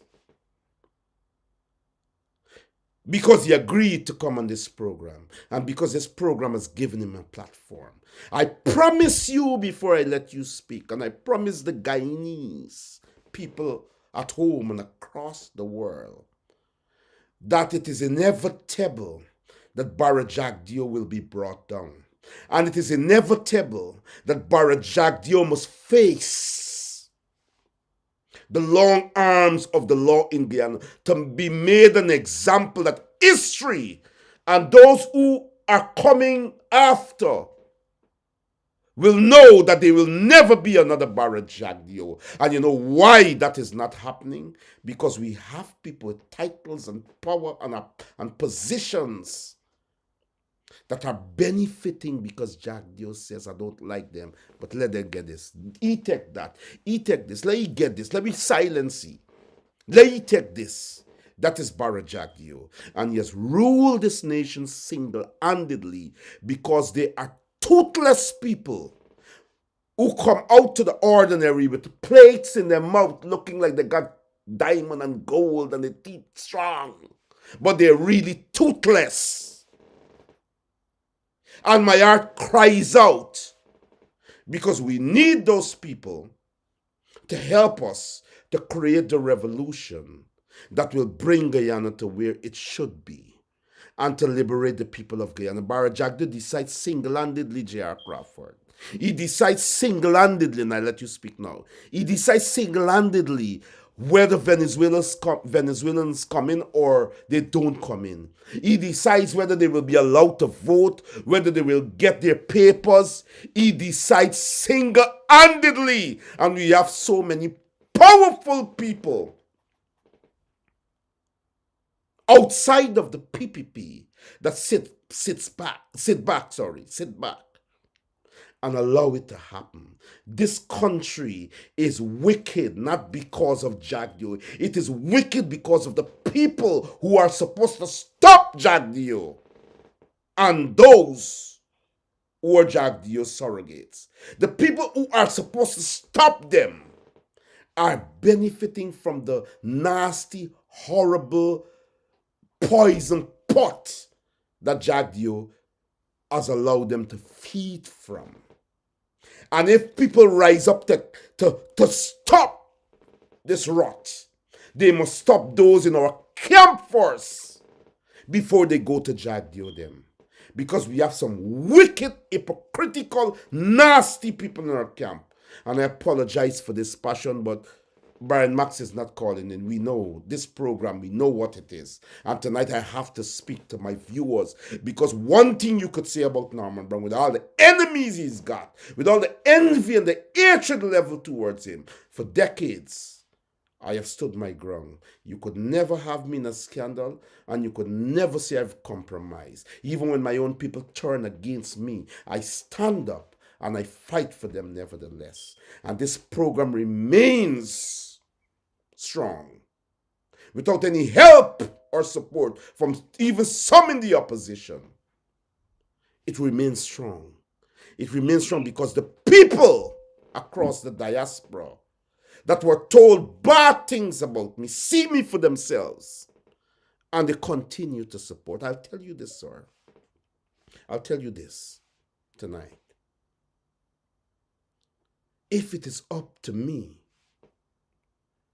to reach out to my people and to the opposition and to everyone, there are people who have hurt Guyana in positions of power that will have to face the long arms of the law and that will have to be removed and made an example. And I'm not looking at faces. I've struggled, I fought, I've done everything with my own monies and with my own effort. Aubrey Norton is there because of your brother. When nobody reports confidence in him, he has turned. They're sellouts. While people bowing and praising, happy to have a black man, information is coming in that he's taking money from Exxon. He's bought. So now he comes out to talk about this and that. But they are bought. And they sell black people out. They sell Indian people out. They sell Amerindian people out. They sell Chinese people out because they're selling Guyanese out. And this must come to an end in an oil-rich country. There are people, MPs in the opposition, that are bought today, that are silent today. Some of them speaking selectively, but they're getting the sweet. I had to say this tonight. My headphones are falling out. I had to say this tonight because Brian Max couldn't come back, and that's an example. That's an example of the power of platforms that will say the truth to our people, regardless. J.R. Crawford here on Voice of the Diaspora, my co-host. You'll have the opportunity to give your views, and I still say to others, if you want to call in and give your views, we have a few minutes more, about 10 minutes before we wrap up. The number is +44 794 010 2402. Call us via WhatsApp and give your views. I really am appreciative of Real Proof College Prince and so many people in the comment section. They curtail this program. This program doesn't even reach people when it's live. I know what they're doing, but I don't complain. I don't complain. Jar Crawford, co-host of Voice of the Norman, Diaspora. Go ahead. when I said I disagree with you, in your continued, what I must say, speech, you answered yourself. Bar Jagdeo is not the problem. It's the citizens who sat back and allowed themselves to be manhandled and some on the other side to be bought and do the wrong things and divide, keep us divided. No leader can survive and do a nation this much harm if the people put the country first and unity above their selfish needs. The private sector is the machinery that drove a lot of people to their graves. Yes. Listen what I'm saying. When you're an up and coming politician, you go to people for financial assistance. When you get to the top, can you dictate to those people who help you up? You can't. They control you. A lot of people would disagree. Many people up on top don't have power. You talk about the powerful people in the opposition. They're not powerful. If they were, they would have stopped the sliding of this country. Many of them are connected at the back of the building. You understand what I'm saying? They are there for personal greed. They don't care how our communities grows. They don't care of the children not having proper shoes on their feet or meals in their stomach to go to school, because they're concerned about is their freaking masses in the bank. I had an argument on the local election with a very prominent opposition person, and I got angry. You got better than where you were financially, and when the time comes to educate and assist in bringing people up to speed in the need to be a part of the electoral system, you sit your ass there and telling me they don't want me. So you're seeing both sides are having selfish people. The people have to understand that 90% of the population are going to be used as footstool, and we must not allow ourselves to be that. The opposition, as you spoke, do not want to rail against the PPP. Many of them Some in the on opposition. a weekend. Listen, man, you hear me? I can say it straight. I am not looking for friends in Guyana. Many of them are stood up in a rice bag. Many, yeah. And by the opposition not standing up to the runaway train, they're doing every single Guyanese, not only supporters, but the PPP supporters, the service. At the end of the day, our job as elected officials is to make sure that we made a positive difference and we go forward if it's only an inch. But we are having people who don't give a damn. All they're concerned about Agreed. is the kickback and the destruction of the country. Some people are so evil minded that they enjoy seeing the country be listed as one of the poorest nations in the Western Hemisphere. We as a people need to stop being loyal to evil minded people. When we put somebody up there, and if you go in there and you don't want to do a bidding, we are going to get you. You don't gotta wait for election. We're gonna make you come out. But we are not. We are so caught up in doing evil things to be rich because we are always competing against each other instead of helping each other Wow, to grow. wow. All that point there. All that point there. JR, you are so spot on. Let me say this to you. We as Guyanese, and I'm not saying Guyanese, I'm saying us, including myself, because we have to take the blame together for what is happening to our people. It would be arrogant for me to say Guyanese people do this and that. I am Guyanese, so I am taking the same blame and I'm speaking in that context. Guyanese, us Guyanese, would build a majestic house in the area. We would put up a fancy fence. We'd have a garage under there. Everything would be perfect. And the road right outside of us is broken and horrible. And they would say the government got to do it, but they would do nothing more to ensure that the house that they built that is so majestic, that the space that they have that belongs to all of us must be majestic too. And so we are caught up of coming out of the poverty or struggle is to come out of the poverty to show our neighbor and those around us that this is what we got. But the world looks at us when they come. The white man from England and America looks at the big fancy house and then he looks at the road right outside. He looks at the electricity situation. He looks at everything and he said, these people are 200 years behind, 400 years behind.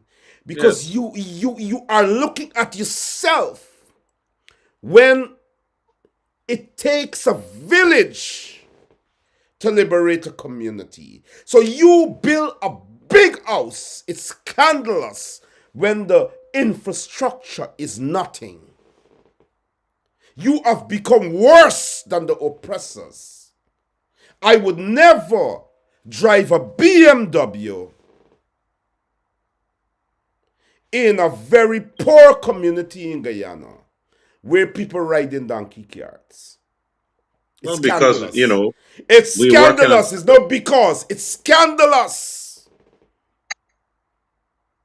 If you can't liberate your community and you have a house overlooking a road that is broken, streets without pipes, little broken down flats right around you, you are a failure. Your success is not reflected on the mansion that you're living in. You are reflected in your community. When people see you around the world, before you go, when people see you around the world and say Guyanese, they don't say Norman Brown got a good program. They say, he's Guyanese. That country is backward. They don't have even stable electricity, while there's billions and billions of barrels of oil, and the country is not benefiting. That's what they say. That's what they say. You think, oh, I got a good program. No, it's not the program. It's how they see you. You talked about stable electricity, right? Yeah, go ahead. This very electricity system that we're having all these problems with. When the coalition came, when I came back to this country, right? We used to get blackout, like if it's, the wind blowing. And in 2016 to August the 2nd, I can recall the power, the same system. The coalition had it going. The very night Irfan was sworn in, blackout. Water pressure disappeared. You ask anybody, and the very night, it wasn't 6 hours after Irfan swore in, there was blood on the street, and blood flowed for 1 month as if there was a water main broken. Wow. And that is what's going to happen to us. Because of our evil-mindedness, this country is going to suffer a lot because we are not willing to become our brothers and sisters' keeper, and we're not willing to help each other up on the way out. We are always wanting to show off on people. Look Yes, what we got. yes, And yes. many of these people that have this massive so-called wealth, they're all stolen. They can't pass an integrity test in their earnings. Yeah. And it's going to come a day with this behavior, if we continue to vote race and we continue to have a lopsided opposition team, we're going to have murders as if it's just a walk in the park. But it's happening People are already. going to go after other people for money to survive. The cost of living in this place is ridiculous. People are turning into doing tricks the old ways to take food home for the children. We can't have so much natural resources, so much opportunities to help our nation. You mean to tell me we can't focus on disposable roads instead of helping our children to have proper clothing and food, our education system, so we can go and compete with the rest of the world, so we can understand? But this current administration wants labor-minded people, so the elites can continue to suck. A PPP person told me on Monday that the amount of money the inner circle people got 7 generations from now will be living like lords, and 90% of us are going to be clawing at each other's throat to survive. And we have the same in some in the opposition, and you hit the nail on the head. The opposition, by being selective and being lazy, we've been cursing them for years. When I was on another platform, to go out on the goddamn road, you're getting paid, and if you're not working, it means you're getting money by false pretense. A few of them now realize that election time coming, they want to remain this little status quo, of course, so they start running around the place. You got to go there and deal with the people. Take care of the people's needs, and you're going to be good. But we're always select, oh, me want to go by that neighbor, them people is this party and that party. When you're a politician, you're not a politician for your own party alone. You're a politician for the people of your country. Why am I going to, because I'm a member of the PNC, I'm not going to stand and listen to the plight of the PPP people or the ANOG people or the Glenlab people? No. I will, any Guyanese have an issue and they want to approach me, I You am going have to to lend my listen ear to them. because Yes, yes, I am yes. there for every single body. I don't care if I make it in a different financial bracket. When I go to bed at night, I am happy because I try honestly for every single Guyanese. But how many people like me will want to do that? I'm hearing, oh, I banked $45 million. Hey, don't talk that I'm out here that I get a run-ins. Everything is a run-ins. And the sickening It's part, a and hustle. this goes directly to black people. The sickening part, the goddamn gunmen that are killing innocent people or disrupting people are black people being paid crumbs to kill black people and also to disrupt East Indian business people Wow, or wow, it wow, is the wow. black man that is doing the slave job. And we have to point them out, and if we have to have them expired, then so be it. Someone said they need you Why to be in must our government. Someone citizens? said they need you to be in government. I don't want to be in government because if I be in government, they won't be half of them won't be in the room. If they want to give me a government job, put me in the Ministry of Home Affairs for 6 months. I do not need a salary, and after that we're good. I'll leave the job. Why must our citizens walk on the street and can't be comfortable? Why is it people with motorcycles and bicycles going running into people's yard, taking people? You didn't leave anything there. Why are we allowing these 750,000 people? You're killing out people. You're paying $20,000 to take a man's life.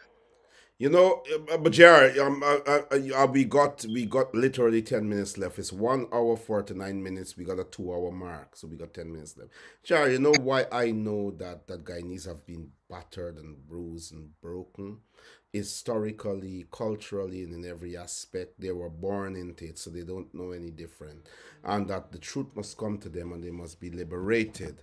Someone is calling in. Someone is calling in. Good evening. Good evening. Good evening. You're here on Voice of the Diaspora. We can hear you. Good evening. Good evening. Yeah, I'm watching, I'm checking. I'm watching Tell us your name and where you're calling from. My name is John. My name is John Wilson from Linden. Yes. Okay, I'm watching your program and everything. Kudos to you, Mr. Brown, with Thank you. everything that you're doing. We're seeing you, we're watching you, Mr. Crawford.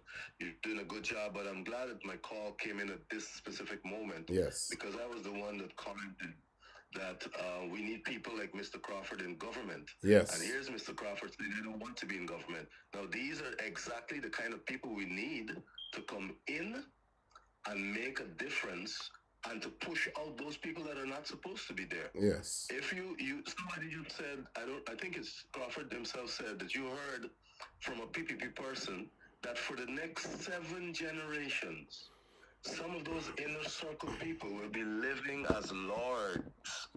Yes. Man, I don't know if you guys grab that. I mean, the people that are listening, this means that people like Collis Prince, myself, because Collis is my boy from Linden, we are going Real to proof. suffer Real for the proof. rest of more 40, 50 years that we have. Even, I don't know if we have that long, but for the rest of our lives, we are going to suffer.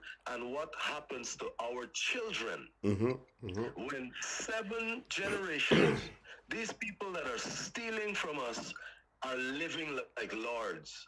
I humbly submit to you guys on this program that this is totally, totally illegal.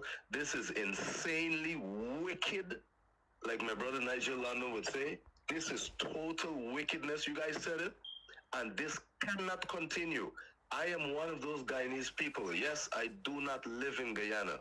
But don't say that I'm a foreigner. I'm 100% Guyanese on the ground. Every time I go there, I'm Guyanese. Collis can tell you guys that. And I'm telling you, I am totally, totally for my country. You know, with this that's happening, I'm one of those that's willing to stand up, you know, for my country.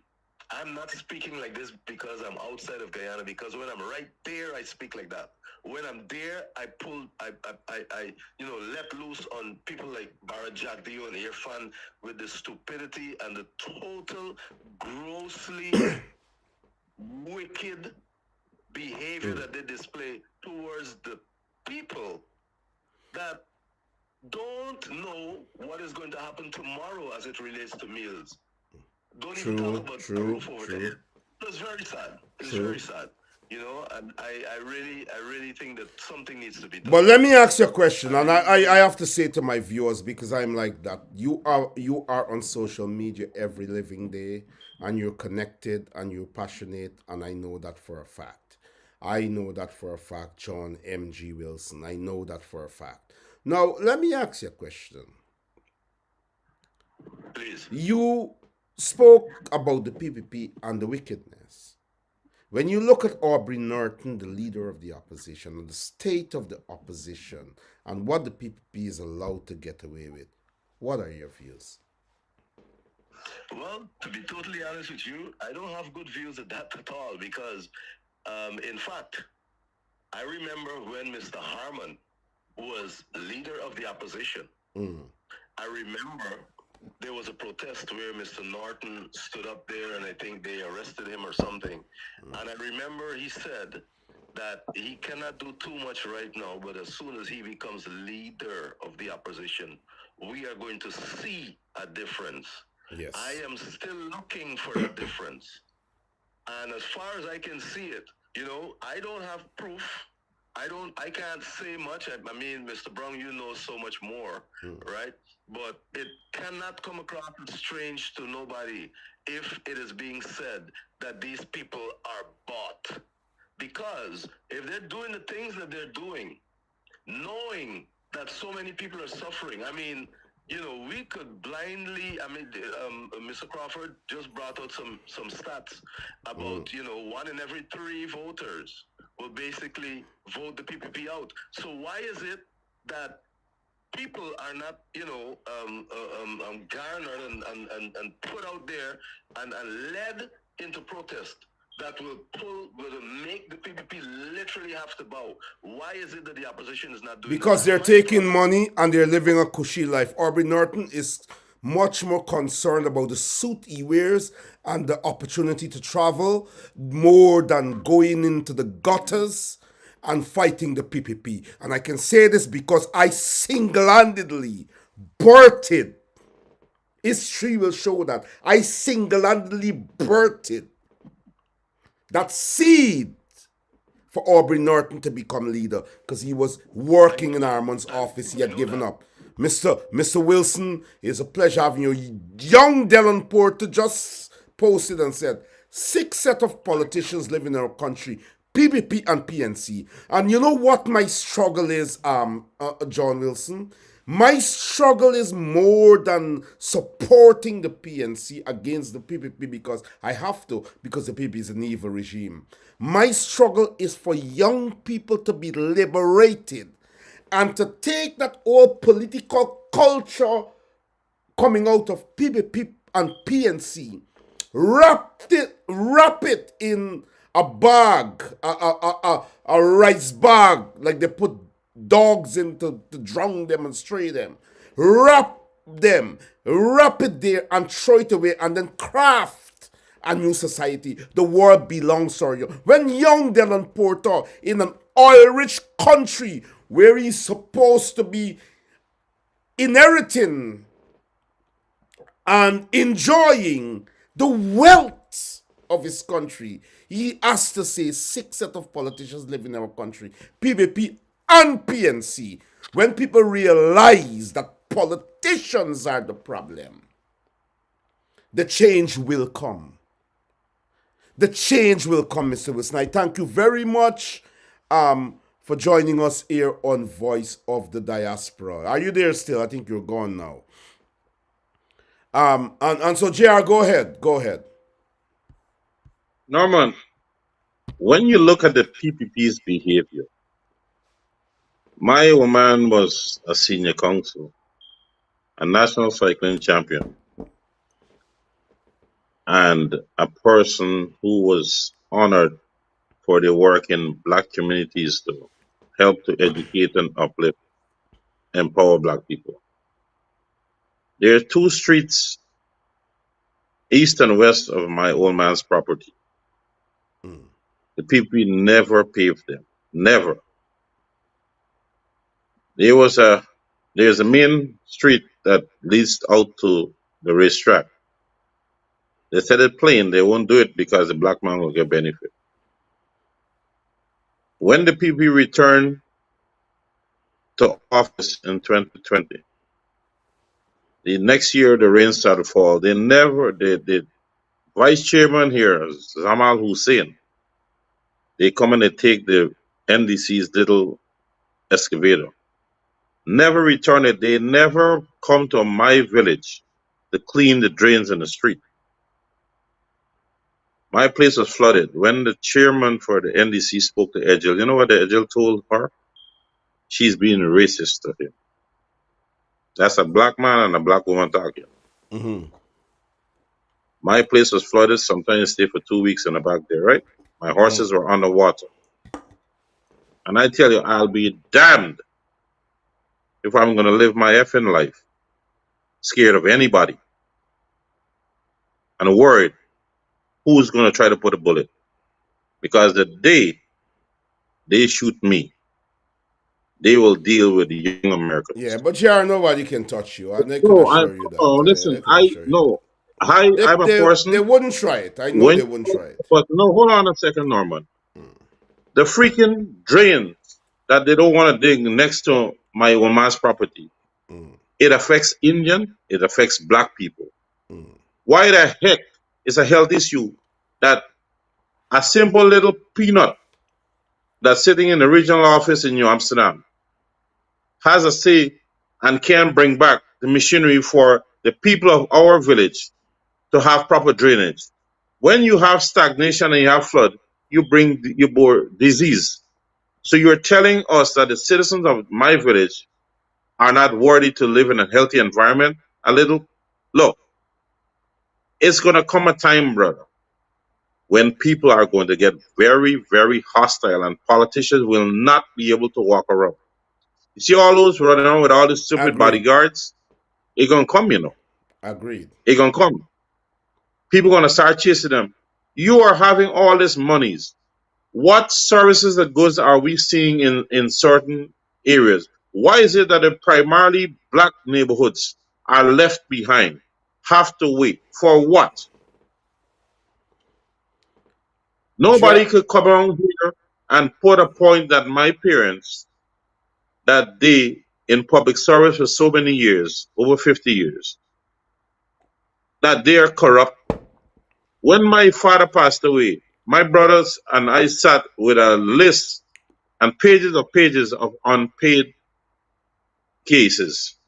And my brother said, hey, burn the book.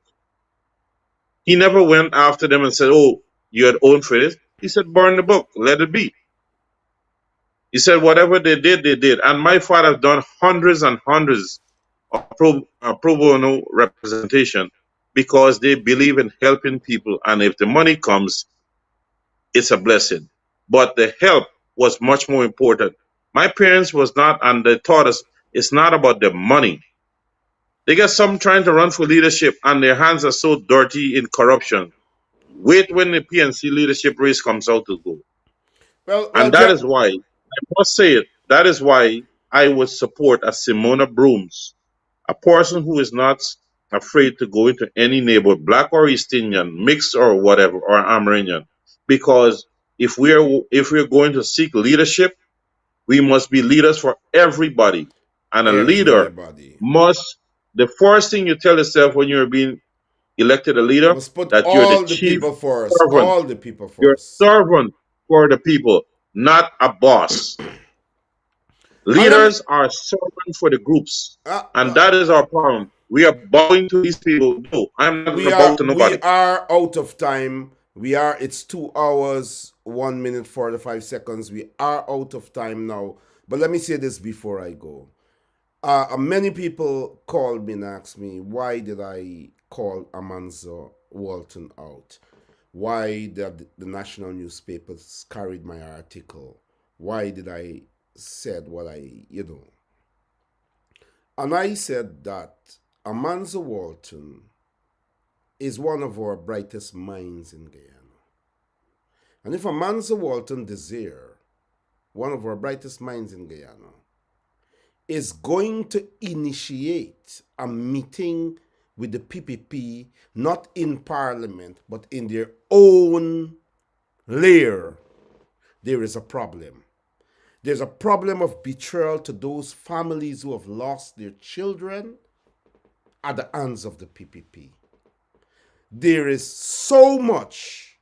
You cannot go into the enemy camp to speak unity. You have to be on a level playing field. And I support what transpired in Parliament there. And I carried, even though I criticize Amanza, and so many people are upset. She's upset, and so on. She's not answering my calls.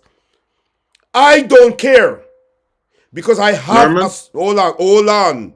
I No, have I a just want, struggle. I want Hold to on. make I will a let you point. say what you got to say. Hold on. I have been in this struggle for more than 2 decades. And I have never shy away from calling leaders out. Whether it is Robert Corbyn back then, all the way down. I said that Amanzo Walton is a brilliant politician. And I said that the reason why I came out against her strongly, and the national newspapers carried my view to question her mettle, is because you don't engage the enemy of your people. An enemy meaning literally those who preside over the slaughter and the murder and the brutality and the oppression and the deaths of your people. That's a reality. This is not speculation. They kill black people, children in Guyana, and Barry Jagdeo knows about it and he allows it to happen. And so when I came out against Amansa, I came out on that simple. Nigel Hughes disagreed with it on the program. And Ami said to me, former Prime Minister Hampton Green, people, those are people I admire. Ami said to me, it's the way you said it. How do we say it? To resurrect the dead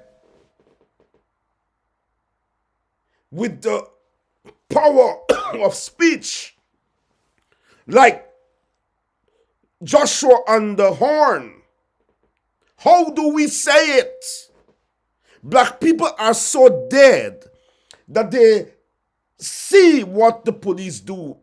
Black police, ordered by powerful PVP people in position, to murder innocent black people. A man in his bed with his wife, has no criminal record, slaughter him in his bed. They use black people to do that. And 6 weeks later, Bar Jagdeo go into their community and they added, oh God, I like Jagdeo, I like how we talk or whatever. Black people are their worst enemy. And people like myself, they would kill me and hate me more than they would hate Jagdeo. We are a cursed people, but I would never give up on us because we are a great people. And the curse that we have is not in our own making. And we can shake it off, we can throw it off. But there has to be voices that penetrates our hearts and minds to let us know PPP kills so many black people, and Bar Jagdeo knows about it. What's his name? The Minister of Health, Leslie Ramsamy. I know I'm not, that they could sue me. I'm not speculating. I know he pronounced on leaving Ronald Waddle to die in hospital because he was the minister. He called the doctors and told them, do not revive him. They killed Courtney Crummy, a black man who was protesting against Anil Nandalal, a nasty, horrible racist in Guyana. And black people shaking Anil's hand because they got casino and they got money. Black people looking at these people for money. They're not looking at the graves of their own. They're not looking at the disrespect coming from those people. They're looking for handouts. And there are people in Linden, in Georgetown, across Guyana, that are leaders that are taking those handouts quietly and denying their people. We're out of time, JR. You have 1 minute to make your point and wrap up, and that's it. Sunday, we will continue this conversation. My interjection just now was to tell you, why are you concerned if an elected official is upset or not answering your calls because you call them out? Amanza, my brother, is not ready for prime time. I am in agreement with you 1,000%. Amanza might be ready for a ministry, but not for prime time, buddy. The leadership is a lot more. If you are going to get upset with a party member who has the dang right to say what they got to say what the party is not doing because they are a paid member, then you are not fit for the job. Just like when RB gets upset, those guys are not ready. Those are office people. You got to take the hits or you cannot be a leader. And the problem here, that where we're having much more runaway train, is that the current administration, the whole top to bottom, they're not ready. And they got big for the britches. They don't listen to people. And remember, they're only part of the party. The party is bigger than the leaders. And you're only there for a period of time. And then this time, when these people get voted out, they will never have a position again. I'm telling you that. There's one of them running around there. Wait till we see the premature behavior. Hold on. Uh, I'm and, J- waiting and, sharply in the wings and ready. JR, you're right. And someone said give you 5 minutes, so I have to give you some more time. But I agree with you 100%. You're the co-host of Look, this man, program. You're the co-host of this program, and you will be the co-host as long as you like. We will finish this conversation Sunday, but go ahead and say what you got to say. what I'm saying here, a lot of people are not going to like people that speak blunt because they want you to butter things up for them. That BS behavior is out. Call it as you see it. Who get vexed? Go ahead. We have the opportunity without going to a school to educate ourselves, but we're using these equipments for foolishness. If you ask a struggling black man, why is it that you always go out to party? You know what he's gonna tell you? Buy a girl, live me life. Me no old man. And then you come to me the next day and tell me, yo man, things rough. No, don't ask me. If you got money to go and make yourself an idiot, then you go and do it. People who are oppressing them, they're supporting the very people so that people could use their money to pay people to go and kill them. And what they do is another black man kill another black. But That's that is that's the spurred by foolish. money. That's spurred by money, and it's spurred by a Yes, wicked but government. here, hold on a second. Mhm. Don't think I don't need money. I need money. But I'm not going to go and push my hands and do foolish things or dirty things or evil minded things to earn a living.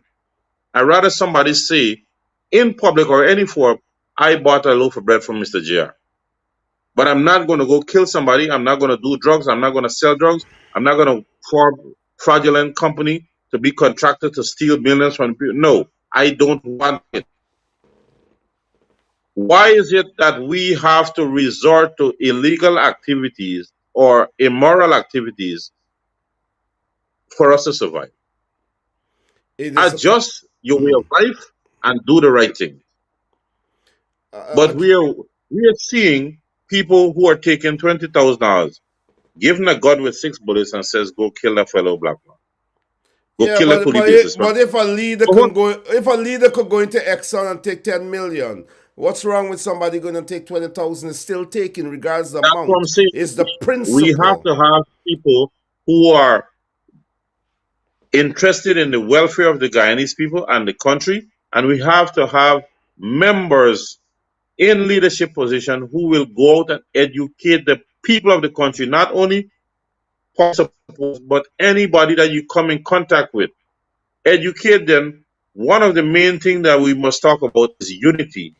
And two, we must be able to take responsibility and ownership for our people that we elect, for them to carry out our bidding on an honest way. Totally We're agree. having a Totally lot of agree. issues with monies on the 40, with the 10-day worker system. You're seeing a little push, and then the opposition are now taking the opportunities to hit the PPP on a program that is destroying the workforce, actually, because the people are coming up with the $40,000 and they're not going to work. The rice industry has been hit so hard because nobody wants to work anymore because of the 40. The 40 hour is a welfare state of mind you're putting the people. So you're going to grease the people all the time. So the laziness is going to become a cancer. And they're going to continue to vote for you because you're giving them handouts. I express myself more in my life, but the people love you, JR, and they're really supporting you on this program. And someone said that the people movement would love to have you. We will contest the next election. I will tell you all that JR don't even want to go to Linden in a mini. JR doesn't even want to go in Linden in a mini bus. He said you gotta get your No, no, vehicle and no, the no, vehicle and no. walking Hold on good. a second. I Hold said on a to second. JR last night, travel in a minibus and meet the people in Linden Hey, because no, man. people have Nigel, recognized you. You understand? Nigel, Nigel, and me is cool. Yusuf, Nigel is a myself, boss. Nigel is a myself, boss. and myself and Comrade Brooms will visit Linden and other And places. I hope so, but you said you have to have your vehicle because you can't jump in a bus. You have to ground with the people. I do JR, not run a transportation. Your closing remarks. We will. There will be no show tomorrow or Friday or Saturday. We'll be back Sunday evening. So, JR, we sort things out for Sunday evening. But give your closing remarks on the disappearance of Brian Max and how this issue Well, I the don't. program that we're supposed to have. I know you have a soft spot, but be objective. Brian Max was supposed to call back in. Brian Max was supposed to do a program with us tonight, which is a proper program. What are your closing remarks based on this? 1 minute, and honestly, we'll be wrapping up. I was hoping that Max would have called back in. I am I am hopeful that it isn't anything to do with his well-being, and I hope that Brian doesn't get antsy mentally, and that was the reason why he didn't call back into the program. I will try to reach out to Brian at a later date and get an insight on what was the reason. And I know I apologize to the viewers for him not being on the program completely. I mean, he was there partially. I know the viewers were looking forward to hearing a lot more and to have an understanding as to how the the, the negative stuff operates and how it impacts our lives as citizens, Guyana. And I'm not going to really throw him under the bus yet. Mhm. I would like to hear from Max what is the reason. I know you were upset, and you have the right to be, but we don't know what has happened. But We're in three I different. have given Max enough coverage. There will be no more coverage. If you want to give coverage, you can. But you know, you're a co-host and you can take the program and do whatever you want to with it. You have that latitude. But I'm not Right, giving we are in three different I am locations. not giving Max any more coverage. You can give him coverage. You can take this program and you can interview Max tomorrow. But I will not be interviewing Max after now. I think I've given Max enough coverage. I wish him the best. I strongly believe that he's in deep water. I think that he's made statements to incriminate the PPP, and now the struggle is against him. I think he's buckling, and if I can speak out against Amans and all these people, I can speak out against Max. JR, I will not allow you to respond to that. We are going to be back on Sunday. Of course, we will talk before that to Yes, organize I a will. program. I will I want continue to Sunday. say to my viewers, I want to say to my viewers, um, make suggestions, give us recommendations, be a part of this program. Call in, talk about your issues, do whatever. Let us do a program where you are involved, the ordinary man and woman in the street. This is your platform. You understand? Don't be shy. Don't think that it is too whatever. JR is cool. So many people love JR. I'm happy to have him on. He's the co-host of this program. I'm saying it again. If JR wants to call tomorrow, um, Brian Max and say I'm going to interview tomorrow to know what's happened, JR has the opportunity to do that. I will not be a part of it, but JR can do it. This program is his as much as it's mine. He is the co-host. And until he's no longer the co-host, he has all right to do a program. We end with the song that I will play on every interview, regardless of what that interview is. I want to say a special good night to my sister Simona Brooms. Hopefully, we can get her on this program very soon to talk to the people of Guyana. I have tremendous love and respect for her, and I think that she's a great leader. But every night this program is on, regardless if we're talking about hairstyling or trainers or whatever, this song has to be played because every Guyanese, regardless of ethnicity, regardless of culture, regardless of status, regardless of class, regardless of where we're from, we're Guyanese and we hold one head. And no matter what we are doing, even if we're in KFC eating a piece of chicken, let us sing this song. JR, good night, and thank you, brother. Good night.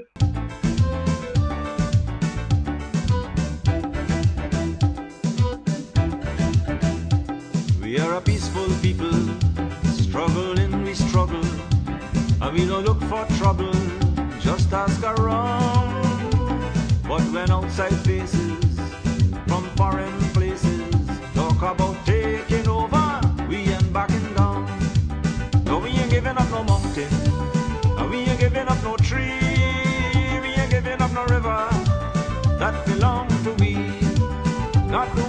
sake, not one rice grain, not one chorus, not a blade of grass.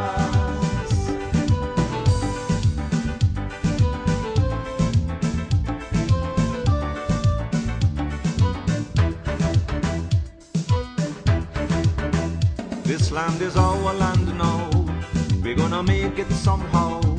We will bend like a bow, but never break. Our fathers came here, and they lived and died here, and we are moving from here, make no mistake. No, we ain't giving up no mountain, and we ain't giving up no tree, we ain't giving up no river that belong to we. Not one blue sake, not one rice grain, not one chorus, not a blade of grass.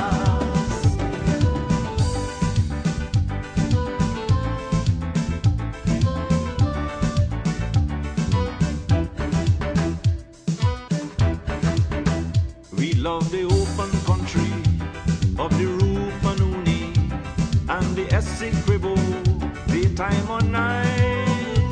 Though we criticize it, this is our home, we love it, and we mean to keep it.